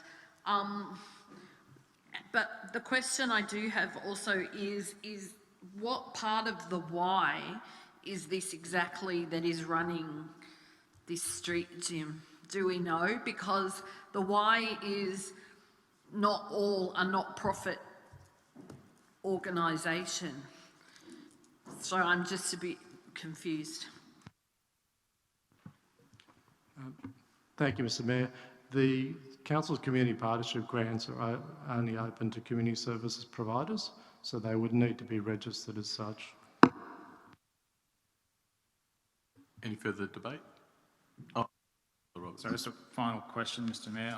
So in terms of, it says resourcing strategy implications, 19,000. So that's the value of a grant that they may get in the future if they apply for a grant. Is that what that is?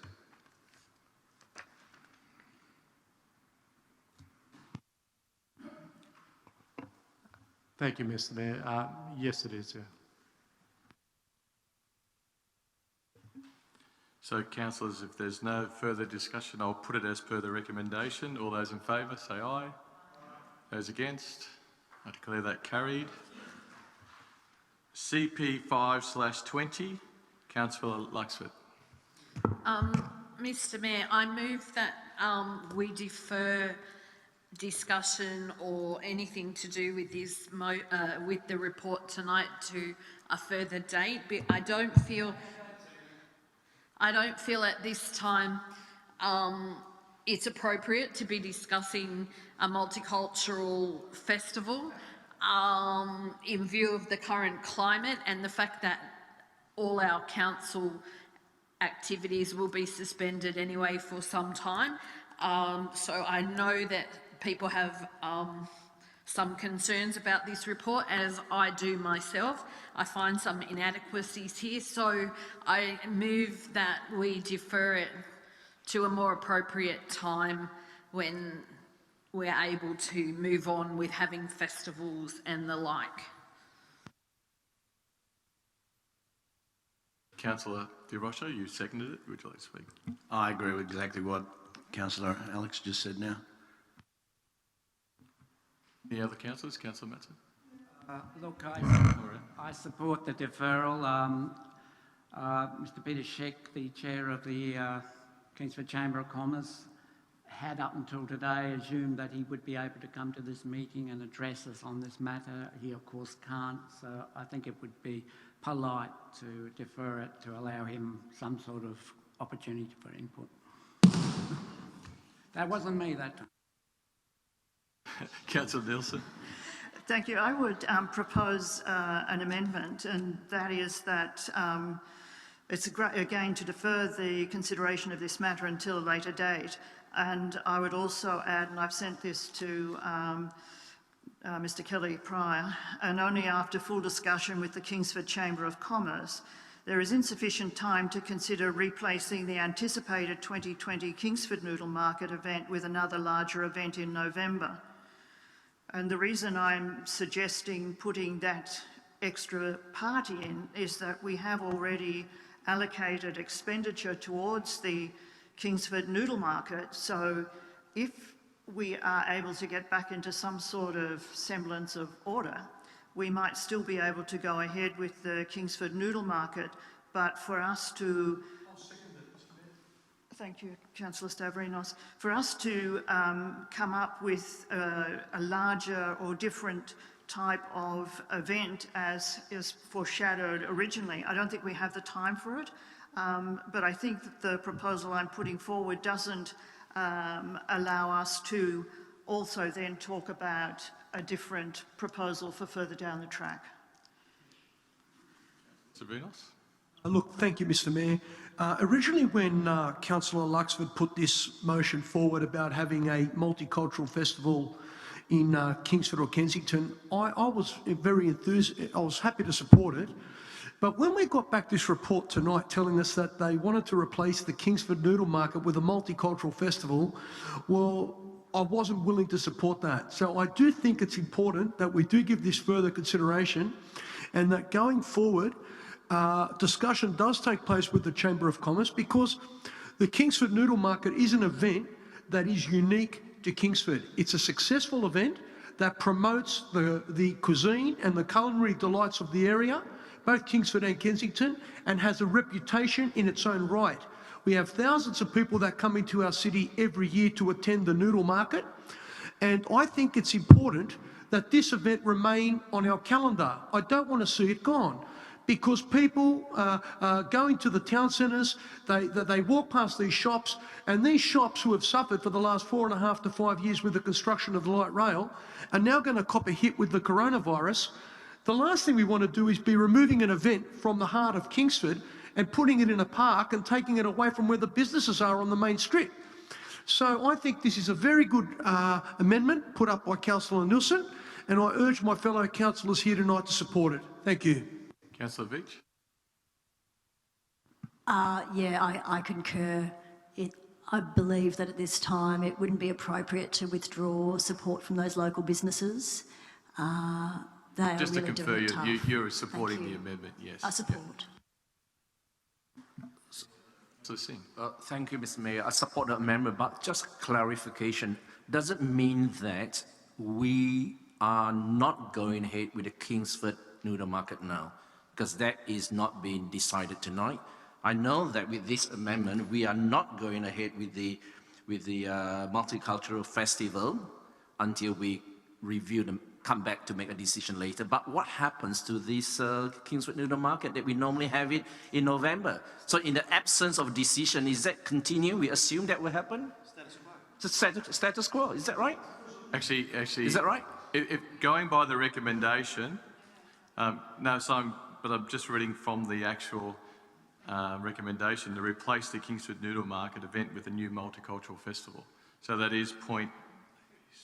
No, it's been deferred now, the whole discussion. But the question that if we go by we're talking about the amendment now, which defers the whole discussion, which is part of discussion. General Manager. Can we hear from the General Manager? Thank you. Through you, Mr. Mayor, you're correct. With the deferral of this matter, the Kingsford Noodle Market would go ahead as per usual. Can I have a clarification of that? Sorry, General Manager. So the amendment that I put forward there, seconded by Councillor Stavrinos, the intention is that the noodle market would go ahead, if we can have it, as planned. But if there's a deferral, that doesn't necessarily guarantee it. That's why I think the amendment is more definite, and it's certainly the intent of the amendment is not to take away from us in the future planning a big event and a multicultural event down at Kensington.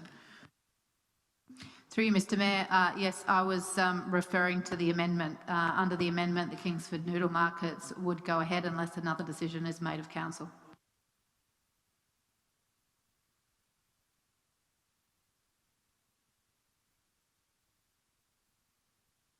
So, councillors, does anyone need clarification? One more. Does one ask? Yes, please, because I thought under Alex's one what Councillor Luxford said, that by deferring it, that it would still be protected and going ahead. That's why I second it. Through you, Mr Mayor, under both the motion and the amendment, the Kingsford Noodle Market would still go ahead.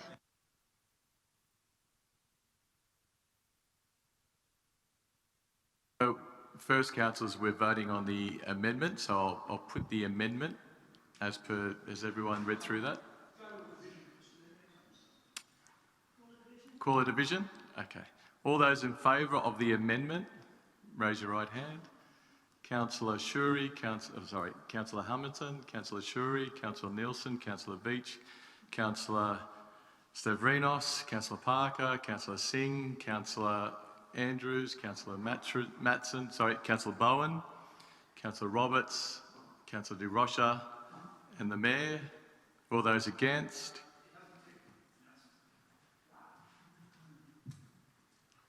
Councillor Luxford. So, all done? No, Matson was for it, he's ticked. Yep, okay. So I declare that carried. You need to say the amendment now becomes the motion. You declare it That's carried. right. You've done. Yep, about to get there. We're just checking the ticks. So now the amendment now becomes the motion. So we're voting on the motion. All those in favour, raise your right hand. Councillor Hamilton, Councillor Shuri, Councillor Veach, Councillor Stravinos, Councillor Nielsen, Councillor Parker, Councillor Singh, do you view? Councillor Singh? Yeah. Councillor Andrews, Councillor Bowen, Councillor Matson, Councillor Roberts, Councillor De Rocha, and the Mayor. All those against? Councillor Luxford. I declare that carried. Next. CP6/20, Councillor Nielsen. Thank you, Mayor. It's just a slight request, and that is, so I'm moving the motion as per the business paper, but an amendment that organisations numbered 6 and 7, so they're on page 24 of the business paper. The Junction Neighbourhood Centre requested $3,010. The recommendation is for $2,000. I'm requesting that the Junction Neighbourhood Centre be granted the full request, and also the Kalura Community Centre, they requested $1,500. The recommendation is $1,300. So I'm requesting that those two organisations receive the full amount that they requested. So that's organisations numbered 6 and 7 should receive the full funding they have requested. Councillors, Councillor Nielsen, I think A was in the business paper and B is an addition, if you go by. Am I correct? Now, if you look at the funding allocation. Yeah. Thank you.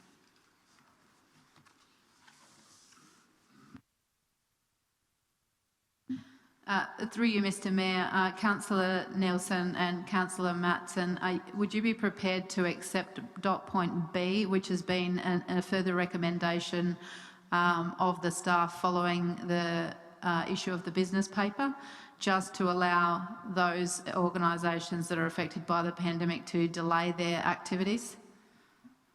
I would be prepared for that, but I would also like the fact that the two organisations that requested the full funding, I think they're both highly reputable organisations, and they're going to need every bit of funding they can possibly get. So I think I would be happy to accept the extra point B, but I definitely think that we should include the requests that those two organisations have asked. Do I have a seconder? Councillor Matson as a seconder. Any discussion? Or Councillor Matson? These are two well-known, long-term serving groups. They are groups that we should be supporting. They are, I think, worthy of it. I'm also very happy to support this amendment. I'll note that last year, I think it was last year, it could have been late in 2018, there was a recommendation to give ongoing funding from this community grants program to a couple of sporting organisations, which basically slashed approximately $20,000 off each round for the rest of the term. And we had a discussion about it on council at the time, and there was an agreement and an amendment that there would not be any impact to either future sporting or cultural and community funding down the track. Now, we didn't quite resolve how that would quite work, but we can now see the impact of that decision.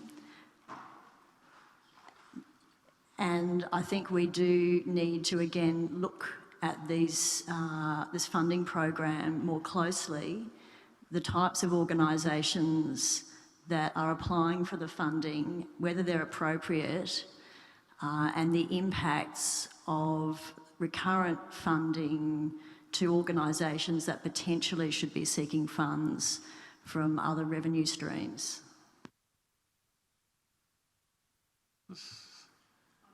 Move the motion be put? Yeah. I think it'll be unanimous as Councillor Stavrinos and Councillor Bowen aren't in the room, but I think it'll be, it's Councillor Bowen, but and Councillor Stavrinos is the, yeah. I did say that I would wait for everyone to be in the room, so unless it is, I'll take a vote if it's unanimous, then I'll wait for Councillor. If it's not, if there's numbers either way. Yeah, I'll put it because I think it's going to be unanimous. So, councillors, I will put it. All those in favour say aye. And those against? So it is unanimous. CS 8/20, Councillor Andrews? Yes. And Councillor Parker will second it. He doesn't know my amendment, but... Yeah, exactly. Thanks, Mr Mayor. Look, I move the recommendation with an amendment at paragraph F, that in line with the Council's previous resolutions of 2016 and 17, it again be noted that Council strongly supports the introduction of a separated pedestrian and bike rider path within the very wide central reserve of Anzac Parade extending from Kingsford to La Perouse.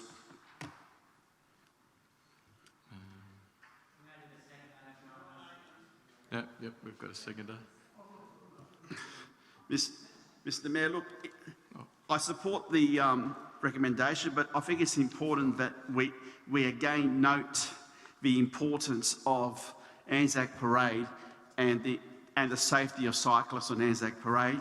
As you can see on page 29, Anzac Parade cycle path is 1 and 2 in respect from Kingsford to Maroubra, and I think it's important to get cyclists off the Anzac Parade all the way from Kingsford right down to La Perouse, and there is ample space in the centre of Anzac Parade, and I strongly put here tonight that the previous resolutions of his council be noted of 216 and 217, which support that cycleway.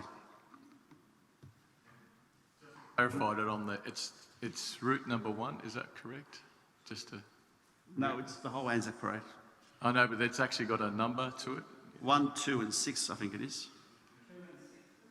1, 2 and... But is it 2 and 6? 2 and 6, sorry. I'll just put that on there for Mr Kelly. So it's route number 2 and 6. A seconder? Councillor Luxford?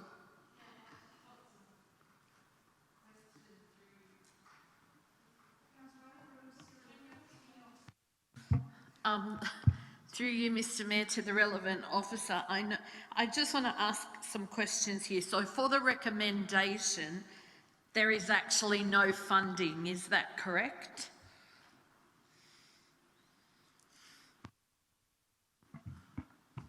So, Councillor, if you can just clarify funding for which part?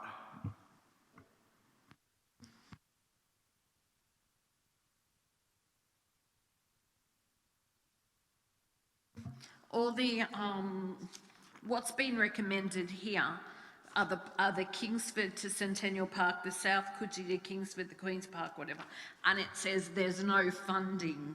So that's correct. There is no funding for any of this recommendation, and in saying that, I note in C, you want to take 100,000 out of the money that's been allocated for the Kensington LATM.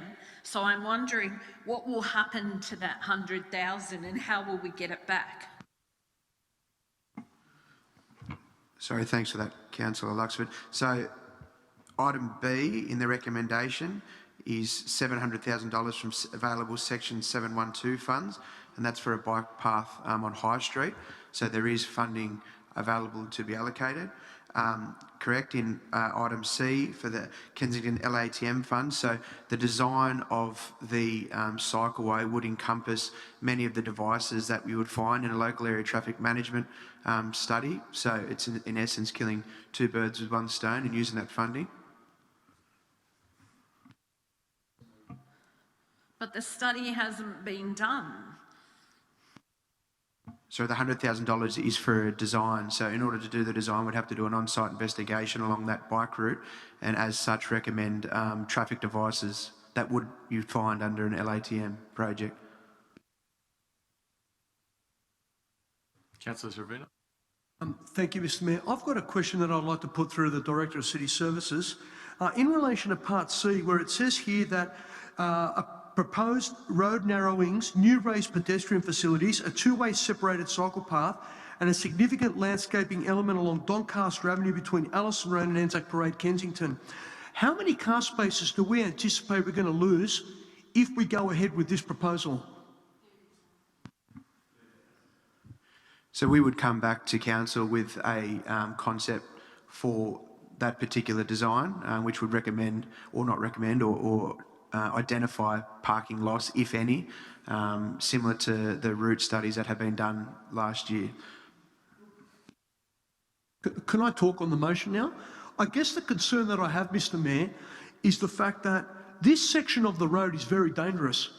If we're going to have a cycle path and you've got multiple driveways, because I've come out of driveways on this road, and I know when you're coming out, not only do you have to contend with cars coming up at a pretty decent speed, but now you're talking about putting cyclists on the road. Now, originally when myself and Councillor Nash moved the motion back in 2016, we spoke about an off-road cycle path. We're talking all about concepts and off-road paths. Now we're talking about putting paths on roads and taking away vital car spaces, particularly in this section of the city. So look, I'm very, very worried about the parking loss and even the danger and the safety issues relating to this. Now, can we review or look at putting part of the path along the stabling yard, having part of it running along the stabling yard away off the road so that we don't have as many car spaces being lost? And can we try and minimise the number of car spaces that we could lose as a result of this? Yes, most definitely. The design team would work to obviously minimise parking loss. As I said, we can come back to Council with the recommended design, which would note specifically if any change to parking conditions, road conditions, or footpath conditions. So there would be another opportunity for Council to see what is proposed before construction would take place. Beach. Thank you, Mr Mayor. Look, in relation to point C, that's what you were referring to? Look, as someone, there was a number of us who attended the recent Cycleways Committee meeting where this was discussed in more detail, so we were fortunate in having been provided with a little bit more detail about this. We have, despite the fact that it was the subject of quite intense debate over a number of council meetings, actually already voted as a council to support a separated cycleway on this section. It is Part A of Cycle Route 1, which you can see on the following page. It's the part that goes along Doncaster Avenue between Anzac Parade and Allison Road. And Mr. Director of City Services, if I'm incorrect, at any point, please interrupt me. Now, so it was the subject of debate, but ultimately it was carried. I'm sure many of us have cycled that route on many occasions. It does feel very dangerous. A separated cycle path in this particular area is something that many members of the cycling community, commuters, children, teenagers, women, have called for. One of the things that we learnt in that committee meeting was that there is a huge gender disparity in cycling, where you don't have separated cycle paths. Once you put them in, you will get to 50%, but at the moment there's really only a very small percentage of women cycling. And again, Mr. Clark, please correct me if I'm wrong, what we were informed of at that committee meeting was that the state government has sort of changed the goalposts a little bit in terms of the specifications for the designs. So where we already had gone a long way in our designs, they are now only funding completed designs. Is that my understanding correct there?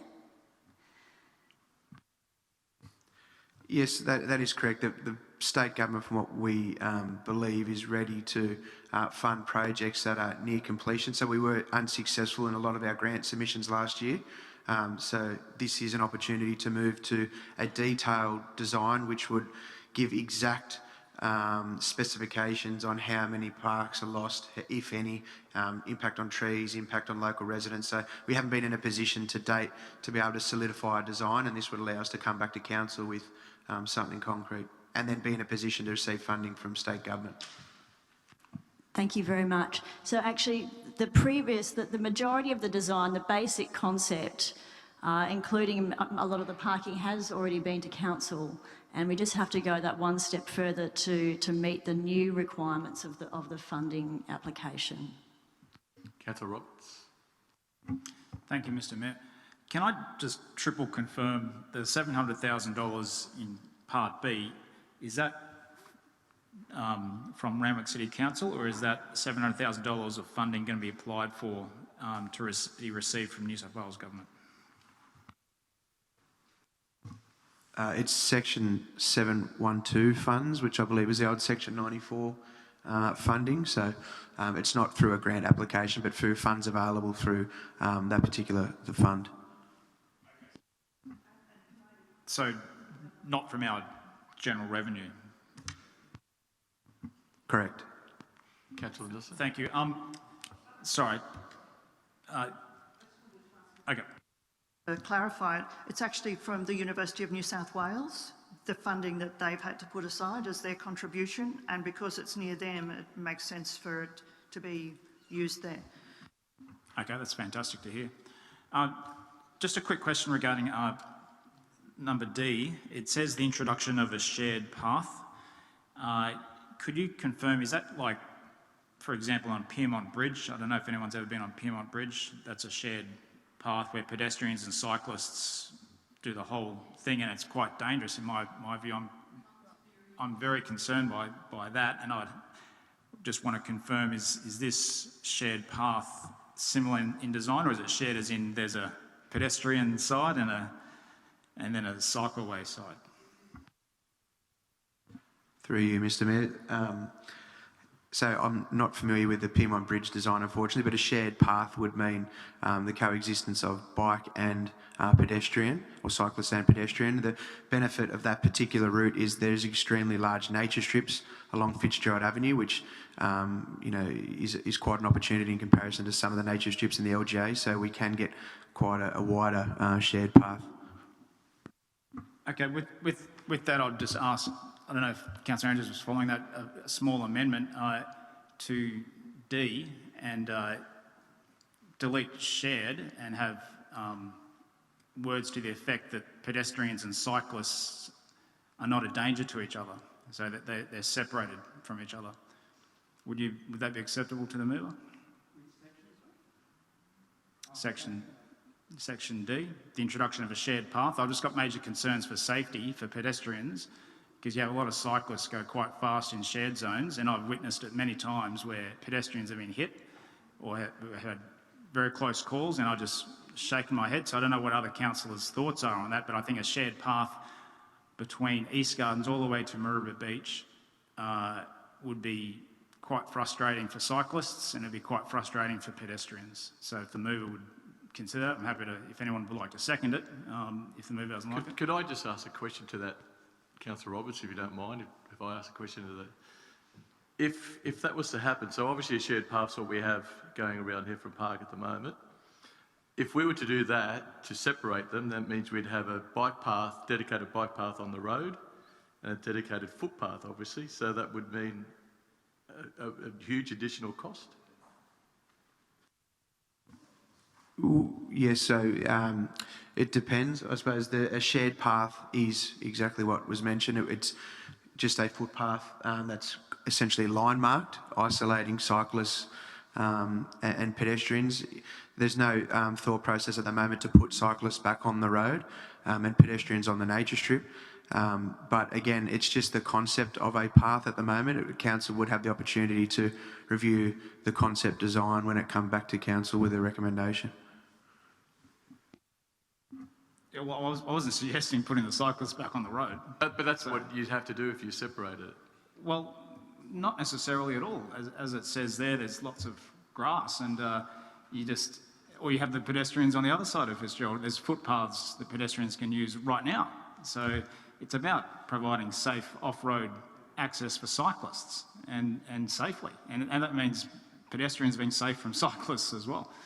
So if we're going to design and invest, well, obviously there's no money allocated to this. It's very early stages at the moment, but I am opposed to shared cycleways where pedestrians can just go wherever they want, and cyclists can be a danger to pedestrians, and pedestrians can be a danger to cyclists. It's unacceptable. So that's my concern. And the seconder. And obviously, we're not going to waste time tonight talking about it, but stand by for that.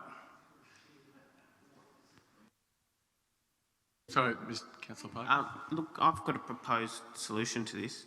You just add the word shared or separated path, and then when going through the design work, we can figure out what will actually work in this situation and what won't, because we're operating in a vacuum at the moment. I think a shared or separated path would solve those concerns, and we could look at some sets of plans and see if we're comfortable with them or not.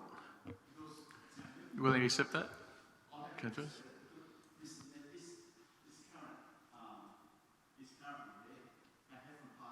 Mr. Mayor, it's a shared path. There's cyclists and pedestrians who are sharing this around the park. So my understanding is that on Fitzgerald Avenue at the moment, between Anzac Parade and Bunurong Road, we have a shared bike path anyway. But I'm happy to accept the amendment. Councillor. So I'm willing to put it now, including point F, which Councillor Andrews has added. So all those in favour say aye. All those against? I declare that carried. Oh, sorry. I'll call a division only for this for the point of Councillor Strawberry. So all those in favour, raise your right hand.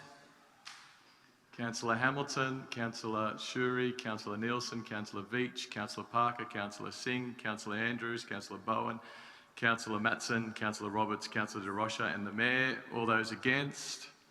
Councillor Stavrinos and Councillor Luxford. So I declare that carried. CS 9/20. Councillor Parker and seconded by Councillor Andrews. Look, I only challenged it to move it. There's no debate. Councillor Andrews, do you would?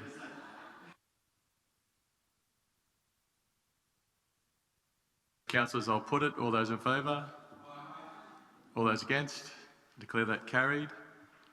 CS 11/20. Councillor Beach?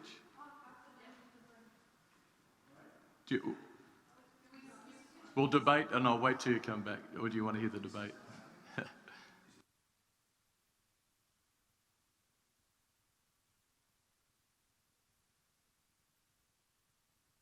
would you just, and then I'll wait for the vote.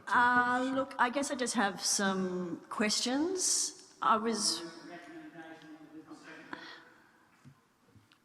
So moved by, as a recommendation as a business paper, Councillor Matson, and seconded by Councillor Roberts and Councillor Veitch. I would like to move an amendment that this matter be deferred and we receive a brief, councillors receive a briefing on the status of all of our sort of upcoming infrastructure projects. Look, this budget has blown out by approximately $800,000. We can't just ignore that as councillors. We committed $720,000. That is now been upped by $800,000 to $1.5 million. Given the circumstances we're in, which we have discussed at length tonight, I believe it's incumbent upon us to receive some more information in a briefing. I'm not about to sign off on an $800,000 budget blowout. And I would like to move that, yeah. Thank you. Speaking for or against the amendment? Against the amendment, yes. Look, do I have a seconder for the amendment? Councillor Luxford's the seconder. To the seconder to the amendment, and you're speaking. Look, I don't support the amendment. Part of what it is, Coogee Surf Club has actually made significant plans around this refurbishment. There are a lot of ongoing requirements and external stakeholders. I think a delay under these circumstances would be particularly undue. I further note that there is state government funding which is attached to this. I would hate to see any delay potentially jeopardising that arrangement, especially considering that this is an infrastructure project that is quite far advanced from Council's perspective.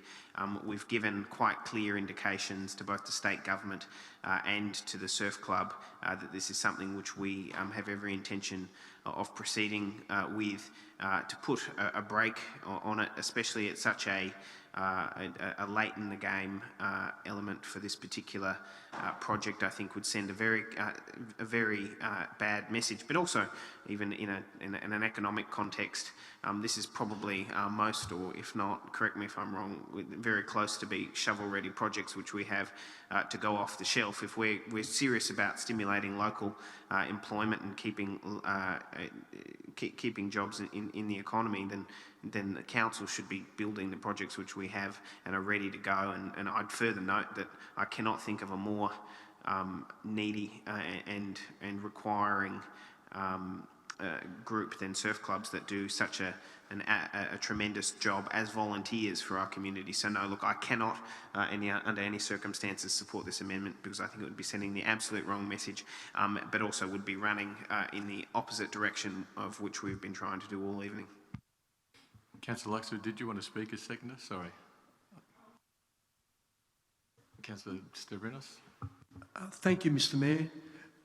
These are exactly the types of projects that the council needs to be undertaking at this critical time so that we can create work for our local economy. Now, if the councillor is questioning the cost or the blowout of this particular project, I can tell her that there are any number of projects that this council will be undertaking and has undertaken in the past that have all blown out. So, I mean, what difference would it make if this project is blown out when we've had other projects that have blown out completely? Now, this project, although it may have blown out by $800,000, it is very difficult to estimate a project or the estimated cost of a project 3, 4 or 5 years down the track. This project has been in the pipeline for any number of years, going back to 2016. We're talking about a project that was conceived 5 years ago. Of course, you're not going to get the budgetary element right when it comes to this type of project. But again, to reiterate what Councillor Parker said earlier, it's these types of projects that we need to be undertaking in our community to create confidence, to give jobs, and I can tell you now, it'll be a moral boost for the surf club and for the local community. So I can't agree with this amendment put up by Councillor Veach. If the councillor wants to go through looking at any number of infrastructure projects and saying, well, this one's blown out, this one, they've all been blown out. So why don't we just stop going ahead with any project if you're going to use that reasoning? Thank you. Councillor Luxford. Yeah, just a question in regards to the fact that this has blown out, and in view of the package that we've just been discussing, where are the funds coming from, and do we have the funds to be able to cope with the packages that we're going to put through due to the virus and whatever else is going to happen, and give these guys extra funding as well? Through you, Mr Mayor, in relation to this particular one, there was $1.5 million allocated through the Our Communities, Our Future funding program. That was reduced to $700 as the club was able to secure a grant from the state government. The Our Community, Our Future fund is I guess it's funded through the rate increase that the council adopted, and there is a very long list of projects that is associated with that increase in rates. The priorities in relation to which capital works are done each year are determined by council in their annual budget. In relation to this one, the additional funds that are required for the Coogee Surf Lifesaving Club will just mean that another priority in a future year may be delayed or pushed back. Councillor Matt. Look, I don't support any deferral of this. If you go to the conclusion on page 47, it's pretty clear in that second last sentence that goes, this additional cost is not a result of increases in scope to the building project, however, was an unforeseen cost at the time of planning and associated with the location of the building. That essentially sums it up. We can do further research on it as much as we want. It's not going to change it. We just didn't recognise that it was in existence as an issue when we undertook the project. It's there. There's no way we can really make it go away. I suggest that we just continue on with our course. Thank you. The General Managers would like to make comment. Through you, councillors, I just want to clarify the difference with this one in regard to the additional budget requirement as compared to other projects that might have been expanded through changes in scope. Because you do have a building on the coastline, then the seawall is critical to that building from a risk mitigation perspective. Should council decide not to go ahead with the Coogee Surf Lifesaving Club renovations, it would still have to consider from an asset renewal perspective the findings in relation to the seawall. Because the seawall has a particular lifespan as well, and the clubhouse is located in that position, so could be at risk in future years. So I'll put the amendment further. Councillor Veach. You can't close on an amendment. Councillor Veach. Look, I'd just like to say that I do find it staggering that the fact that the building is on a cliff was not something that the engineers and designers at the time took into account. You know, I simply find that kind of unbelievable, and just given the kind of storms we get these days, and which every kind of climatologist has indicated is going to get worse, I think we actually as a council have to look at the money we sink into projects on these very vulnerable spots. It's different from building something like the Heffron Centre, which is well away from the coast in a park. This is extremely exposed, and, you know, in all likelihood, it's going to increase. You know, I note that if a storm comes along in the middle of the construction and wrecks it, we may well be up for more costs. We are going to be under the pump with our resources over this next few years. The impacts of the COVID are going to have a lasting impact on our budgets, quite possibly for many years to come. And I just think it's worth noting that we review our decisions on these types of projects.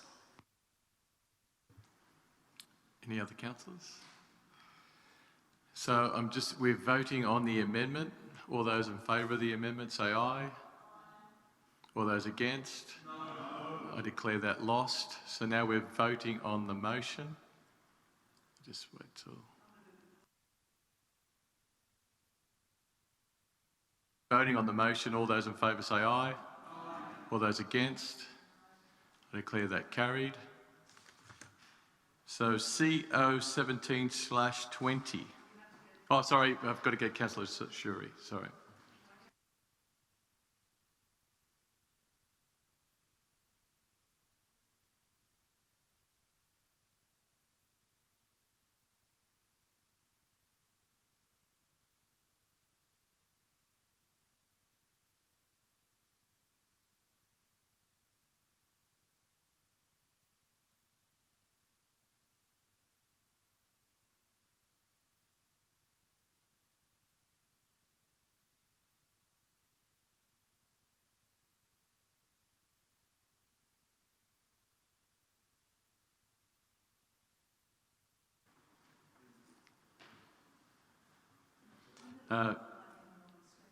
So Councillor Shuri, we're now talking on CO 17/20 that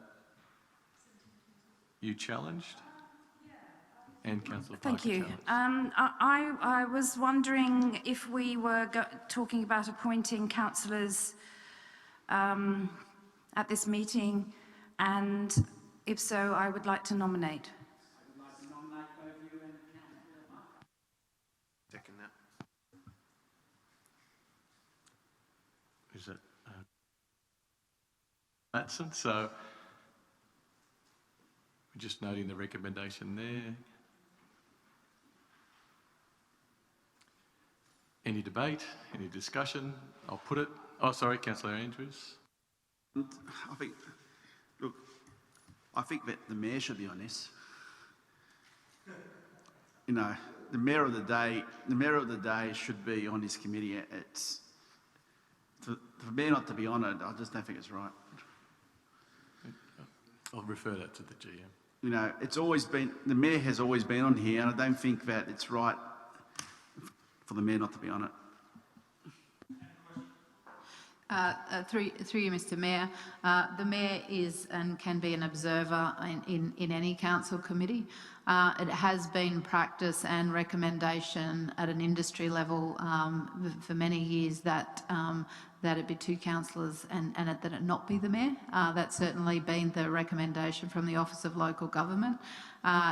This environment is changing, and I do believe that the government is I guess, evolving these audit risk and improvement committees to exclude councillors altogether. The reason that the Mayor hasn't been a recommended position within the committees in the guidelines has been that the Mayor, by nature of his position, is much closer to the operations in any case. So the councillor positions, therefore, are a little more removed than general operations. Councillor Roberts, your question? If that amendment hadn't been moved, of adding the two councillors, what would have happened? What would have been the process? Or was the intention for us to nominate tonight? Okay, thank you. Just not clear in the recommendation.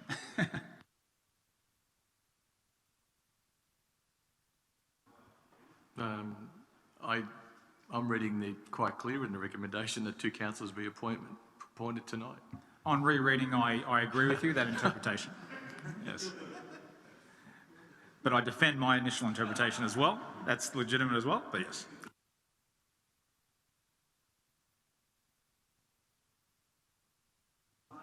All those against? I declare that carried.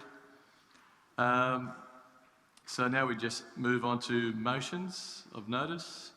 Now, I just want to note that we're not skipping NM 13/20. It has actually become NM 21/20. Can you just correct me there, Councillor Veach, just to make sure? Yeah, look, I think pretty much all of us were in a bit of a rush last week. There was just a printing error. As long as you agree that we're not skipping it, we're just... It was just a printing error. Let's change the number. Okay. Yep. So we go straight into NM 14/20. Notice the motion from Councillor Andrews. Do I have a seconder? Councillor Stravinos. Is there any debate? I reserve my right to put it. Yep, put it. All those in favour of the motion, say aye. All those against, I declare that carried. So NM 15 we moved, NM 16/20 we moved, NM 17/20 we moved. So NM 18/20, Councillor Veach.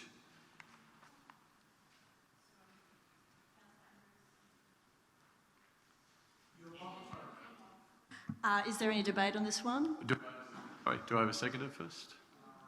Councillor Parker. Do you want to speak on it, or...?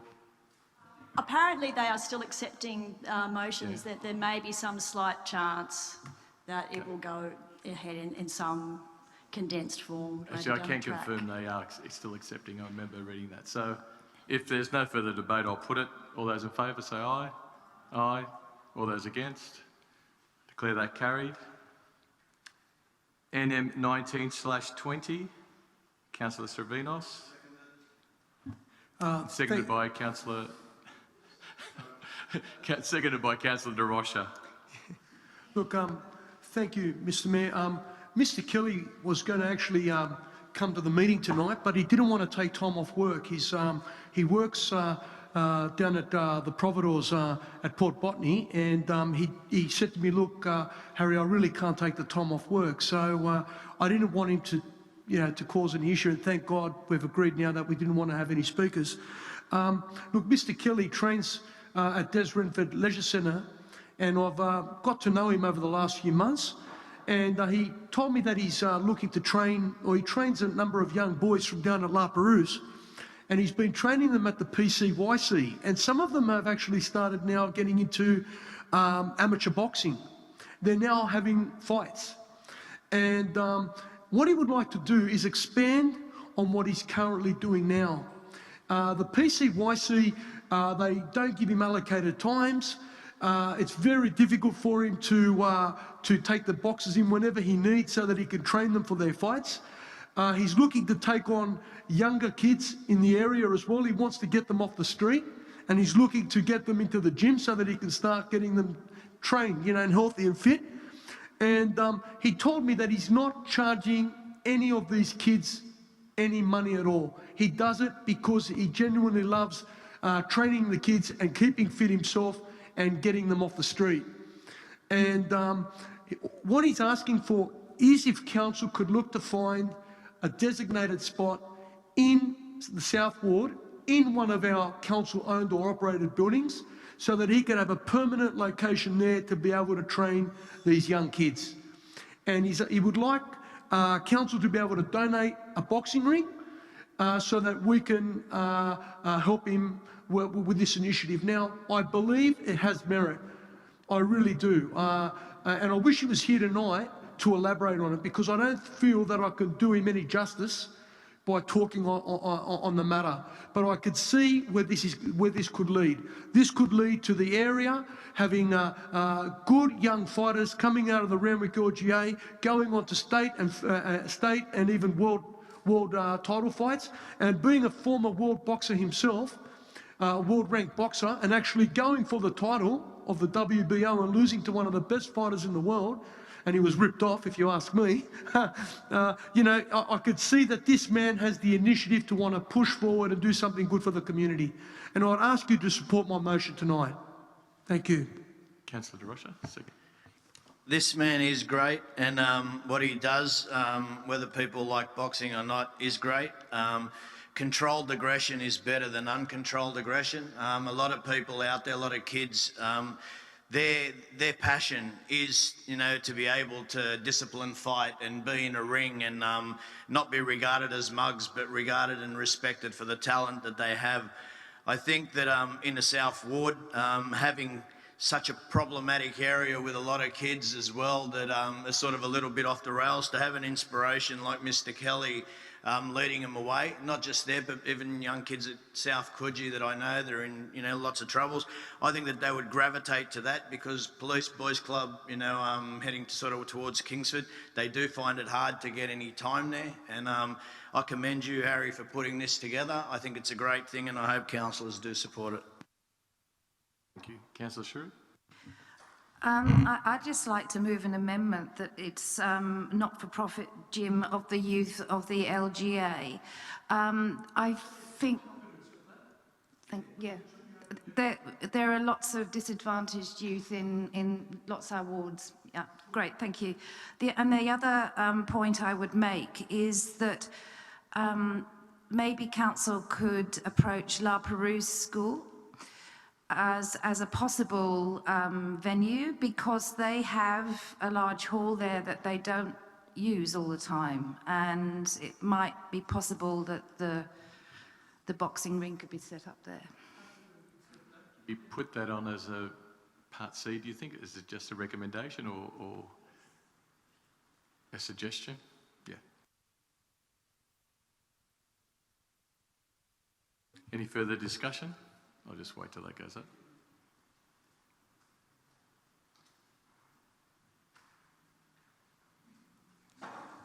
Thank you, councillors. So all those in favour say aye. Aye. All those against? So I declare that carried. So NM 20/20, Councillor Matson. Thank you very much, councillors. Apparently this is a successful program in Waverley Council. I was approached by one of our residents. I did say to her, well, in all likelihood, council would not be supporting these sort of events because of the coronavirus, but I think it is something we can consider in future years. Councillor Roberts has seconded it.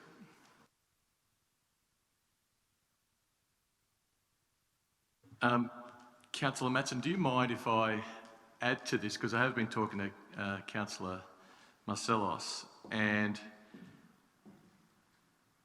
rather than the streets, and I don't want to be circle out. Sorry, Mr. Mayor?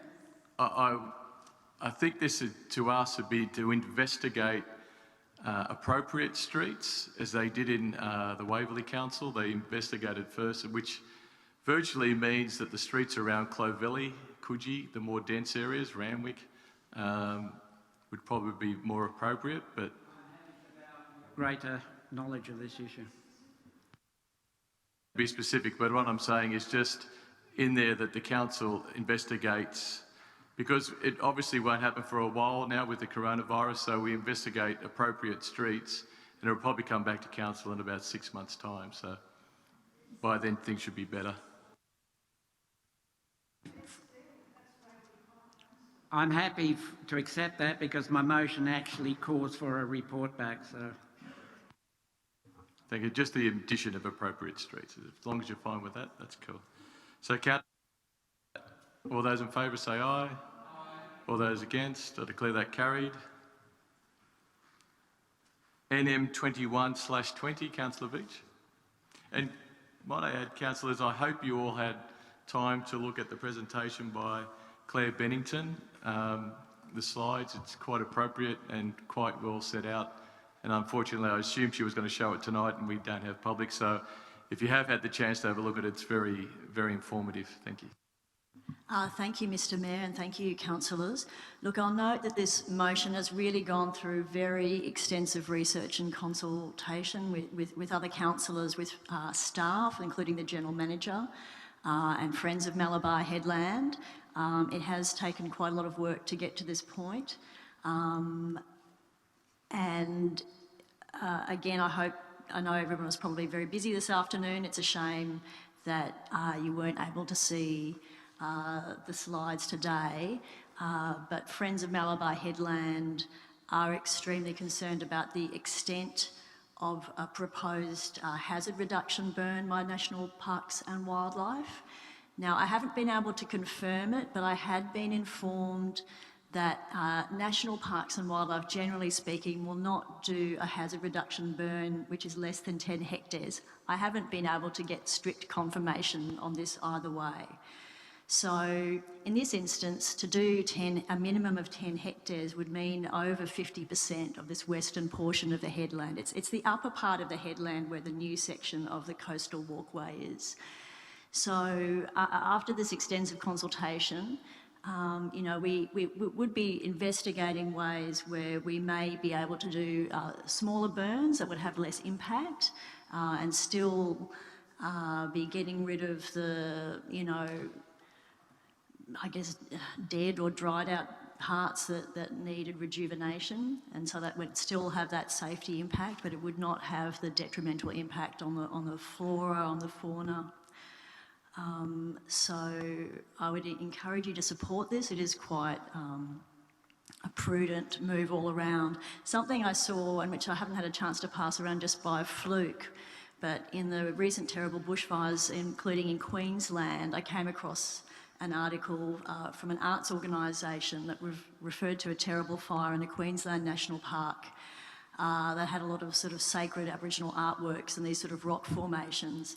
And that council, or the National Parks and Wildlife, had also built a walkway through those areas to view the artworks and parts of the national park made of the same material that our walkway is. Now, when that walkway burnt, obviously we don't want to burn this, but if there's an accident, that walkway actually exploded. It exploded and it increased the fire and destroyed the artwork. So we do also have that sort of infrastructure in the area, which means I think it would be appropriate to take a cautious approach. Councillors, sorry, I forgot to ask for a seconder. Can I have a seconder, please? Councillor Matson is seconding it.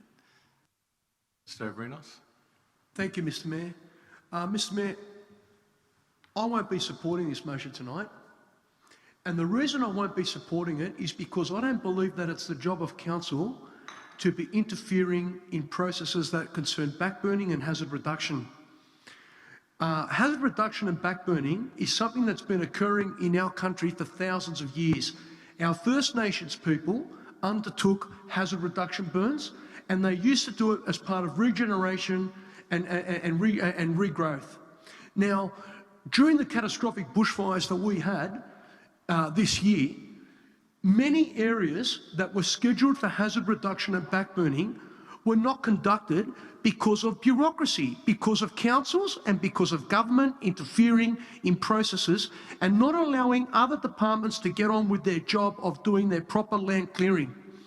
Now, I'm not about to interfere in the processes of the National Parks and Wildlife Service and tell them how to do their job because of a group of residents who might not be happy with the processes that they use. This is not on. Now, I can give you many examples, particularly the Black Saturday fires of 2009, where a Royal Commission was conducted into the deaths of the 173 people who lost their lives, and that Royal Commission was critical of the fact that bushfire backburning was not being conducted. That the areas where fuel had been growing and generating, because of bureaucracies, because of local councils, people were unable to clear their land to give them adequate safety during a bushfire emergency. Now, I can give another example. I have an uncle whose mother owns approximately 250 acres of real estate on the far north coast of New South Wales. 4 years ago, she decided to undertake some clearing on her land.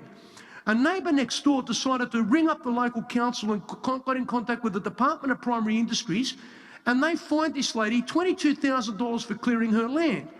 She became vilified. She was getting on the local bus to go into town, and people were pointing fingers at her like she had committed some sort of criminal offence. It may be criminal, but let me tell you, in the long run, it saved her house from being burnt down, and all the neighbours around her lost their houses. I don't like it when bureaucracies get involved in telling people how to manage their affairs, and we should not be interfering in these processes.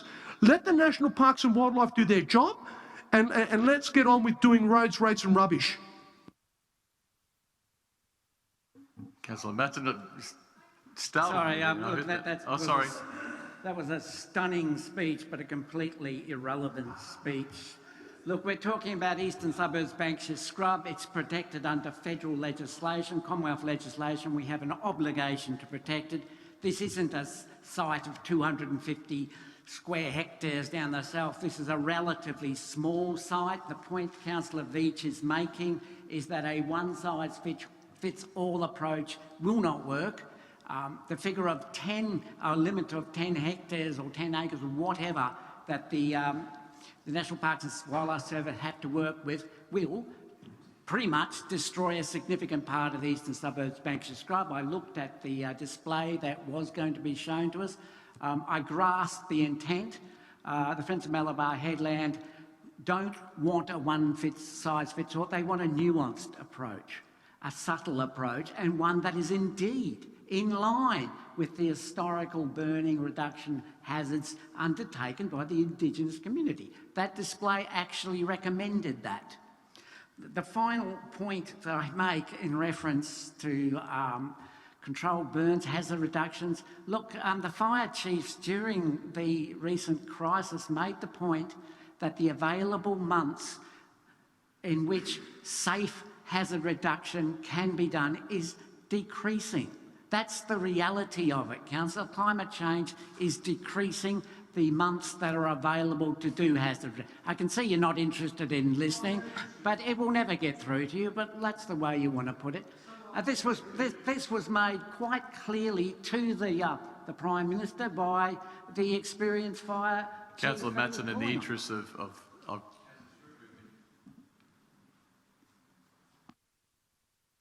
Yep, we're off. I think that, correct me if I'm wrong, but I believe that National Parks and Wildlife asked Council to make a submission about the burn.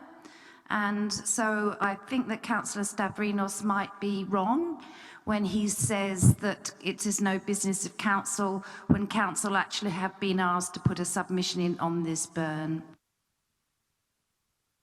Councillors, I think any further discussion? I think... Oh, sorry. Close it off. Look, councillors, this is Eastern Suburbs Banksia Scrub. Councillor Matson has hit the nail on the head. We don't want a one-size-fits-all approach. We are bound to protect the Eastern Suburbs Banksia Scrub, which is critically endangered. It's listed under the Conservation Biodiversity Act. Generally speaking, as Councillor Matson said, National Parks and Wildlife are going down to large areas. They might be hundreds or even thousands of acres. This is only about 18. This will do significant damage.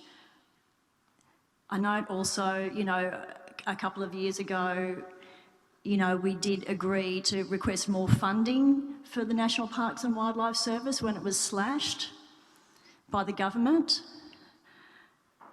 I will note further that areas that also received cultural burning were the subject of cultural burning practices also were not so badly or unaffected by the terrible bushfires.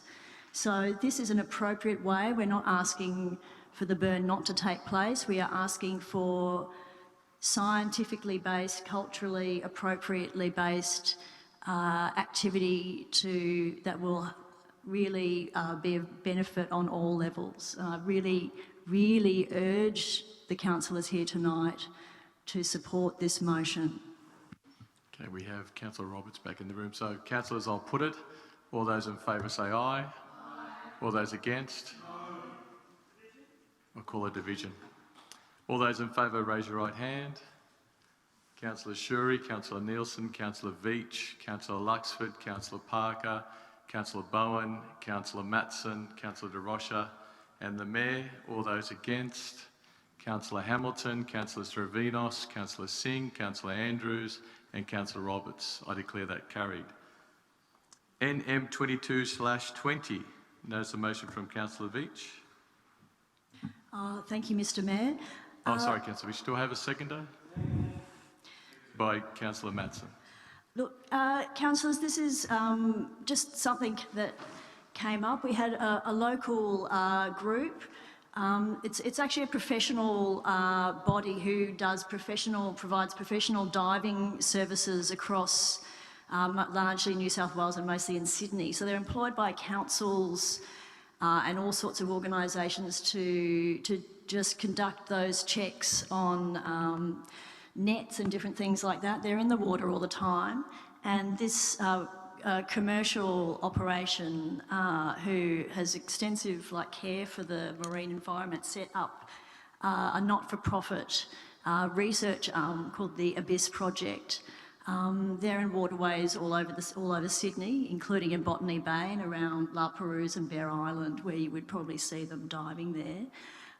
They have really uncovered some terrible damage. You'll recall the storms that swept across New South Wales a number of weeks ago now after the fires. And what's happened is that all across New South Wales and the area where those storms occurred, you've had a vast amount of fresh water and pollution from the fires sweeping into saltwater marine estuaries and have wreaked havoc on them.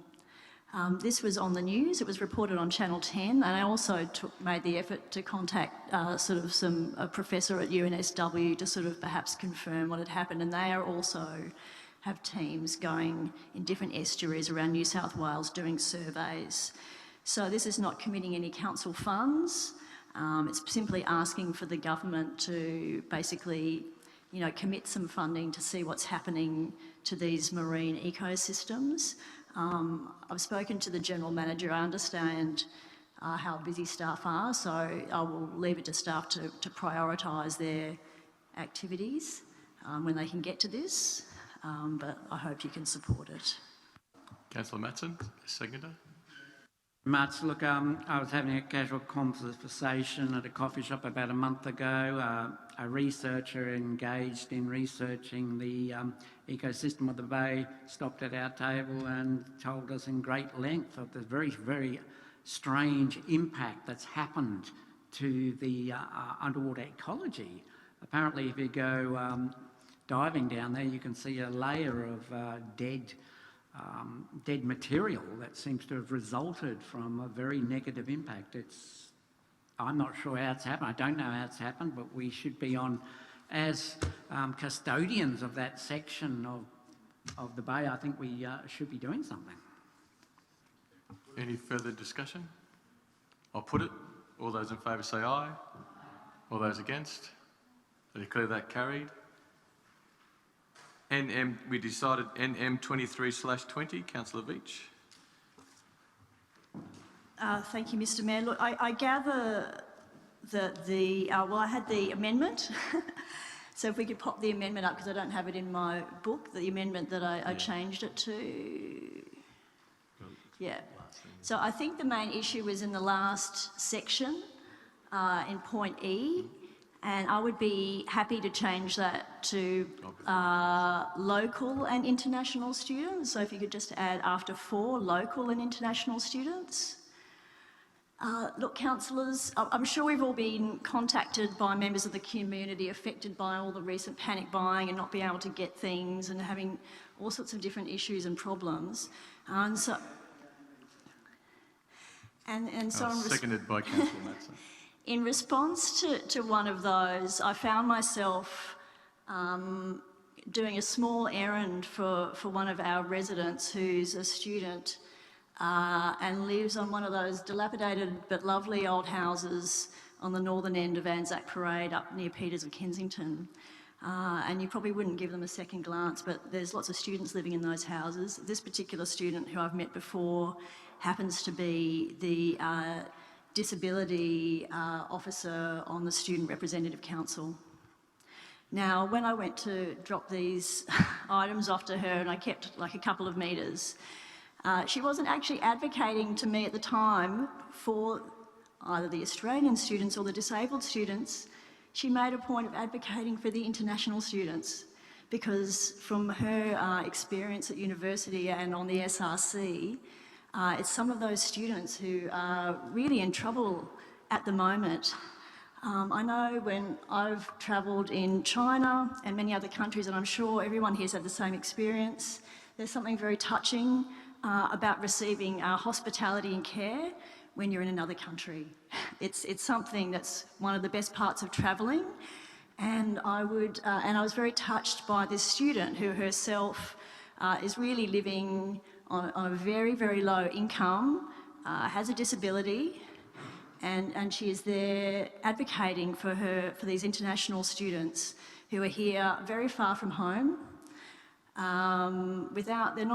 Their parents and families are probably not in a good way, and they're very isolated, and they're not able to access the Oz study or any of the other welfare packages.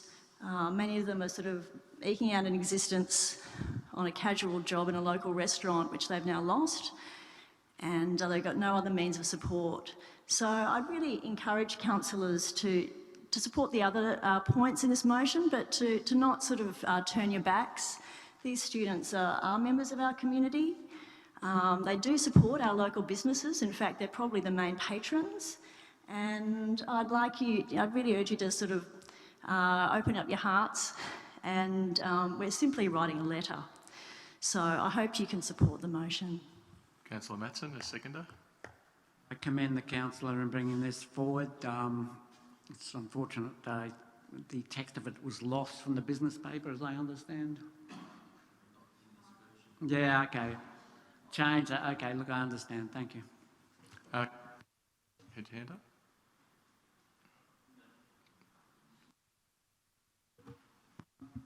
I'm quite happy to support it in this form. Obviously, I had a bit of difficulty with the way it was expressed. I think we should support our students. I have no problem with that. Thank you. Councillor. Mr Mayor, look, looking at the motion, there are aspects of it that I think are well and truly beyond the control of the government, especially where you've got Part B, where you say here that the government take action to prevent radical price increases and gouging by some retailers, particularly of fresh food. I can tell you, Mr Mayor, that irrespective of what the federal government does with the Trade Practices Act, there is no way that you could prevent a shopkeeper from putting some ridiculous price on an item. $50 for hand sanitizer in the Coogee convenience store for a 500ml bottle. Chickens increasing from $6.50 to $9 for a raw chook. That's the price given to the retailer, the person who's going to cook that chicken and then on-sell it to you. There is nothing that we can do now, particularly with this virus, and it all boils down to logistics. The fact that getting the items to the market is very, very difficult now. You cannot stop this gouging. Now, the councillor can write all these lovely things. Yes, we're going to write to the federal government and we're going to try and stop this and we're all going to try and stop that. It's meaningless. It's not going to happen, irrespective of what you want. Now, the other part that I have a bit of, I'm going to support it, but I just want to point this out. You say here for local and international students. Well, local students are open to any number of incentives and initiatives given by the federal government. Any casual employee who loses their job can go to Centrelink and get $1,100 a fortnight from the government, no means test, no assets test. They can access their super up to $10,000 this financial year and $10,000 next financial year without incurring any tax on that money. They're also able to get the $1,500 that the government is going to give, $750 next week and $750 in a few months' time, and they're going to get rental. I know that the rental board is well and truly onto this as well. No evictions. They're really starting to crack down on anybody that evicts people that get behind with their rent. I know the banks are on board also with mortgages. I mean, you're just reiterating stuff here that, I mean, half of it you can't enforce. And the other part of it, local students, you've included it so that Councillor Bowen wouldn't knock it on the head. The local students are going to be taken care of. It's the international students who, I agree with Councillor Bowen, shouldn't be taken care of. I mean, they're the paying customers. They're the ones who have come over here and paid $70,000 to come to the university. Surely to goodness, if they can't survive here or there's nothing here for them, they could go back home. All right, well, look, at the end of the day, I will support the motion, but I can't see any basis to what you're trying to do here. It's not going to work. Councillor Singh. Oh, thank you, Mr. Mayor. I commend the Deputy Mayor and Councillor Madsen for seconding the motion. This is a good motion. The Deputy Mayor has thought very, very deeply about in particular, E. Now, sure, we support local students, but also international students. I tell you what, many of the full-time tertiary international students pay full fee between what? $35,000, $40,000 a year. They might need about $10,000 because they can work, if they can get a job, 20 hours a week. Now just imagine because of, say, shortage of $10,000, they can't continue their studies, they go home. So we lose what? We lose another $30,000, $40,000. It's a simple analysis. So if we can help them through the federal government, this is just writing a letter to the federal government. They might come out, the public servants might come out with some very ingenious schemes. Who knows? So what's wrong with that?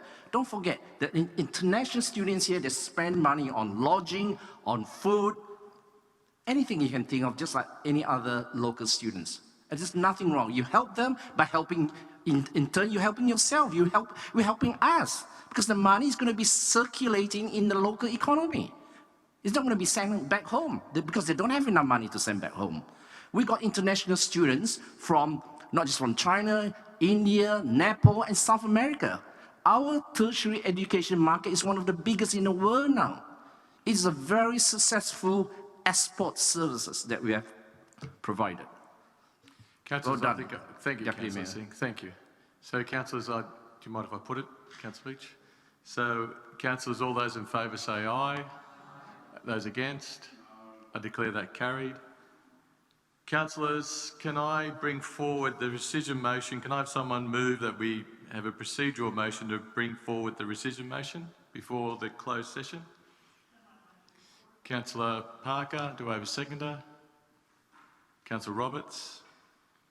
So we go straight to NR 1/20, the notice of rescission motion submitted by Councillor Roberts, Luxford and Severinos.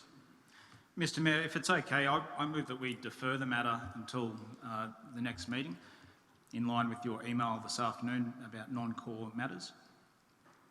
I'm happy to defer it. Who's the mover? The other reason I'd like to defer it is that the vote last time was one vote in it, and we have an absent councillor tonight who will be present at the next meeting. So I think the reason we have rescission motions is because it's because there might be some new information, and there might be new councillors. There might be a reasonable chance of success, as opposed to a weaponisation of rescission motion just to delay the inevitable. This is not the case. So in that respect, I'm happy to defer it. Sorry, councillors, was there a second? Seconded by Councillor Severinos. Do you want to speak on? So you're not going to defer it, Mr. Mayor? Okay. So I'm just asking, are you willing to defer it as well as the seconder?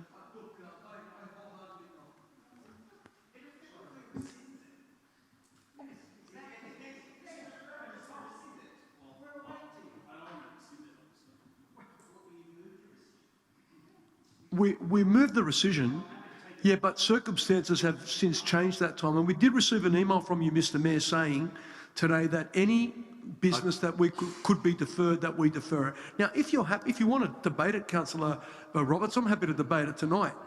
But I mean, I've got no problem with. But if we lose having it deferred, I'm happy to debate the matter. But for the sake of having the meeting resolved in a quicker time, maybe we can resolve to have it discussed at a future date. So, councillors, what I'll do is, to begin with, just vote whether we should defer it. So, all those in favour of deferral?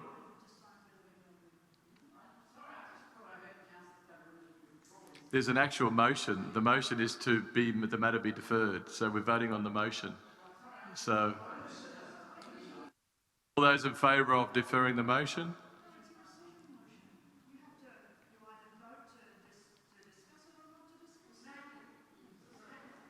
Well, how about we seek advice? So, question 3, Mr. Mayor. If we defer the matter, is the matter dissolved? Through you, Mr Mayor, a rescission motion can be deferred to the next meeting if it's voted on by the council. So as I stated before, those in favour of deferring the motion... May I just ask a question? Isn't the point of having a rescission motion to halt any action, and therefore isn't there some kind of urgency in putting a rescission motion? It makes no sense to defer it because presumably you've put it there to halt an action which you disagreed with. So I take it by meaning that actually it's not really that important anyway. It's not going to make a difference. So why even Councillor Roberts, I'll let the GM answer. Through you, Mr Mayor, a rescission motion can be moved at any time. The only, as you've pointed out, if we were looking at purchasing carbon credits within the next month, then that is something that council would have to consider in relation to the rescission motion. So, councillors, all those in favour of deferring the motion, say aye. Mayor, can I just get clarification? Sorry, Mayor. Are we voting to accept the proposal put forward by Councillor Roberts that we defer this decision, whether we're going to discuss the rescission motion or not? Can't we have a decision as to whether or not we should even be discussing the rescission motion? Seek clarification from the General Manager, but the way I see it, there is a motion to defer it and we're discussing the motion. The motion that has been moved and seconded is that the matter be deferred. That's what's in front of council.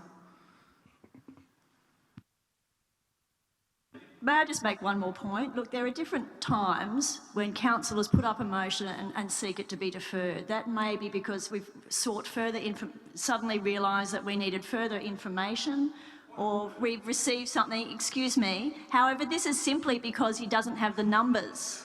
Sorry, Councillor Veitch, it is a motion and we have to vote on it. So all those in favour of the motion to defer the matter to the next meeting? Would I be able to speak to the motion? I haven't spoken to the motion yet. I've just asked to move it. No, it's to defer or not defer. Roberts, you can make. Thank you. This is a rescission motion's about preserving the integrity. Point of order.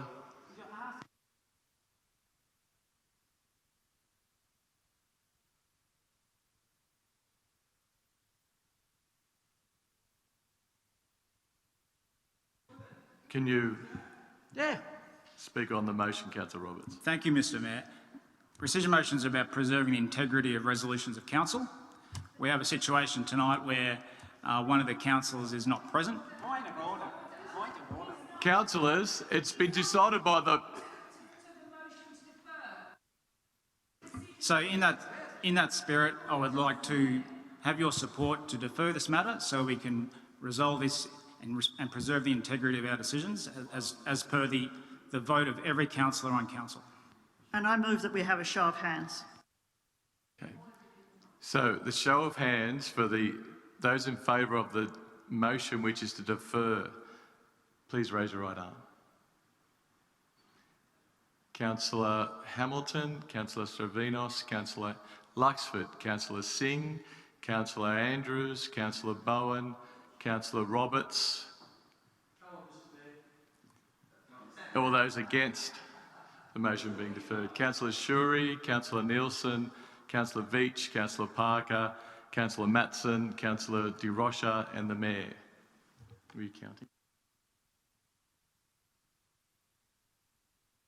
I declare that lost. Okay. So now we'll vote on the rescission motion. I'll stay seated. Firstly, I remember last the vote, there was a division, so if I could just ask the Mayor, through you, that the minutes be reviewed. Sorry, Councillor Nielsen, he has lost to defer it. Now we're discussing the actual motion, the rescission motion. So we're now hearing the motion, Councillor, exactly what you'd like, what you wanted. I'm happy to defer it if you like. So with regard, The minutes, I remember there was a division, but the minutes do not have a division in it. So just as an aside, could we have the minutes looked at from last month's meeting? Because it just says the resolution was passed. So that's a second matter. But councillors, the reason I moved this rescission motion is that I felt the decision last month was not in accordance with good governance and good decision making that an organisation such as us should make. We moved to severely reduce the market for carbon credits by narrowing in on a certain group based on no merit that sell carbon credits to the exclusion of all other carbon credit providers. And that is contrary to good governance standards, councillors. So in that manner and in that spirit, that's why I moved the rescission motion. Also, local Indigenous groups, not external Indigenous groups, deserve our attention. This motion supports Indigenous groups that are outside our LGA, and I don't think that's appropriate for us, and I don't think that's what our residents would like, and frankly, it's not what our local Indigenous group would like either. There's also a program, or it's a program that the state government encourages local councils to do, which is to support local Indigenous groups. So there's plenty of opportunity for us to exercise that program, to use local Indigenous businesses based in Randwick to do business and to do services within Randwick that benefits local Indigenous groups. So based on all those above points, that's why I put in that rescission motion in good faith, and I seek your support. Thank you. I'll just go to Councillor Stavrinos. You're the seconder. Do you want to speak? I reserve my right to speak at this time, Mr Mayor. Thank you. Councillor Shuri? Thank you, Mr Mayor. My original motion was in no way expecting a council not to do the correct procedural motion as regards procurement. It was to investigate the feasibility of purchasing carbon credits from an Indigenous source as part of the normal procurement process. I in no way intended that they should be given better treatment than anybody else. It's basically to investigate the possibility of purchasing those credits from an Indigenous solar provider like the Aboriginal Carbon Foundation. I just thought I'd clarify that. Anyone else like this? Councillor Matson. As a seconder of the original resolution, can I speak first? Is that okay? Oh, Councillor Matson did have his hand up. Excuse me? Okay, Councillor Nelson. Oh, he had his hand up for a while, that's all. Thank you very much. Look, it is, as Councillor Shuri says, if you read the second line of the resolution, there's a lot of flexibility in there. It's merely investigating the feasibility of purchasing from an Indigenous company, and it doesn't even specify really. It says such as the Aboriginal Carbon Foundation. There's plenty of flexibility there to look at a local Indigenous group. I would make the further point that the proposed rescission motion does not refer to Indigenous group companies or individuals in any way. I would point out that the deplorable record Australia has had in trying to close the gap, if you've been following it, that program is failing dismally. This is one way this council can contribute to putting the opportunities for growth back into the Indigenous community. I think it's a very positive thing. On the subject of carbon credits, it's a very well accepted economic system of achieving the lowering of carbon emissions. For example, it would appear that Australia still wants to persist with fossil fuel production. If that's the case, then the only way we can really get our emissions down is to offset them in some manner by the purchasing and initiating of carbon credits. You don't have a lot of wriggle room, councillors. If you want to stand by the fossil fuel industry, then you've got to come the other way. You've got to allow for some way of offsetting it. It's logical. Councillor Nielsen. Well, thank you, Mayor, but the previous councillor has stolen a lot of my arguments, which he's put very eloquently. Thank you, Councillor Madsen. And I think that we should be supporting the original motion, and it has no intention whatsoever of specifying only one particular organisation that can be considered. And I totally support the original motion as put by Councillor Shuri, seconded by me. And I hope the rest of you will see fit to support the motion put tonight. Thank you. Councillor Nielsen, you're not supporting the motion. Not the motion, sorry, yes, exactly. Thank you very much. Councillors, in the essence of moving on, I'll put the actual motion by Robert Stavrinos. So you're not going to let me to close it? Oh. Yeah, I was happy to defer it, but, you know. So I acknowledge that the original motion says to investigate the feasibility. However, we have an approaching pandemic. Council staff are very busy, and frankly, they have more important things to do than investigate matters like this. And in terms of specifics, I do acknowledge that the councillor was not naming any particular company, but they were naming a cultural group to be given the green light to the exclusion of every other carbon credit provider. And I think that is unfair, and in fact it doesn't align with good governance practices. Thank you, councillors. So, councillors, we now are voting on the motion, on the rescission motion. So all those in favour of the rescission motion, say aye. Aye. All those against? Call a division, please. I think the noes have it. It's lost. Well, I'll move a division. Okay, I'll call a division. All those in favour of the rescission motion, please raise your arm. Councillor Hamilton, Councillor Stavrinos, Councillor Luxford, Councillor Singh and Councillor Roberts. All those against the rescission motion, please raise your hand. Councillor Shuri, Councillor Nielsen, Councillor Veach, Councillor Parker, Councillor Bowen, Councillor Matson, Councillor De Rocha, and the Mayor. I declare that lost. Now we'll be voting on the actual motion. Oh, sorry. The rescission motion's lost. The motion remains as per last week. Straight into closed session, but there's virtually no one. Yep, sure. There's no one left, is there, to move out? So we'll wait.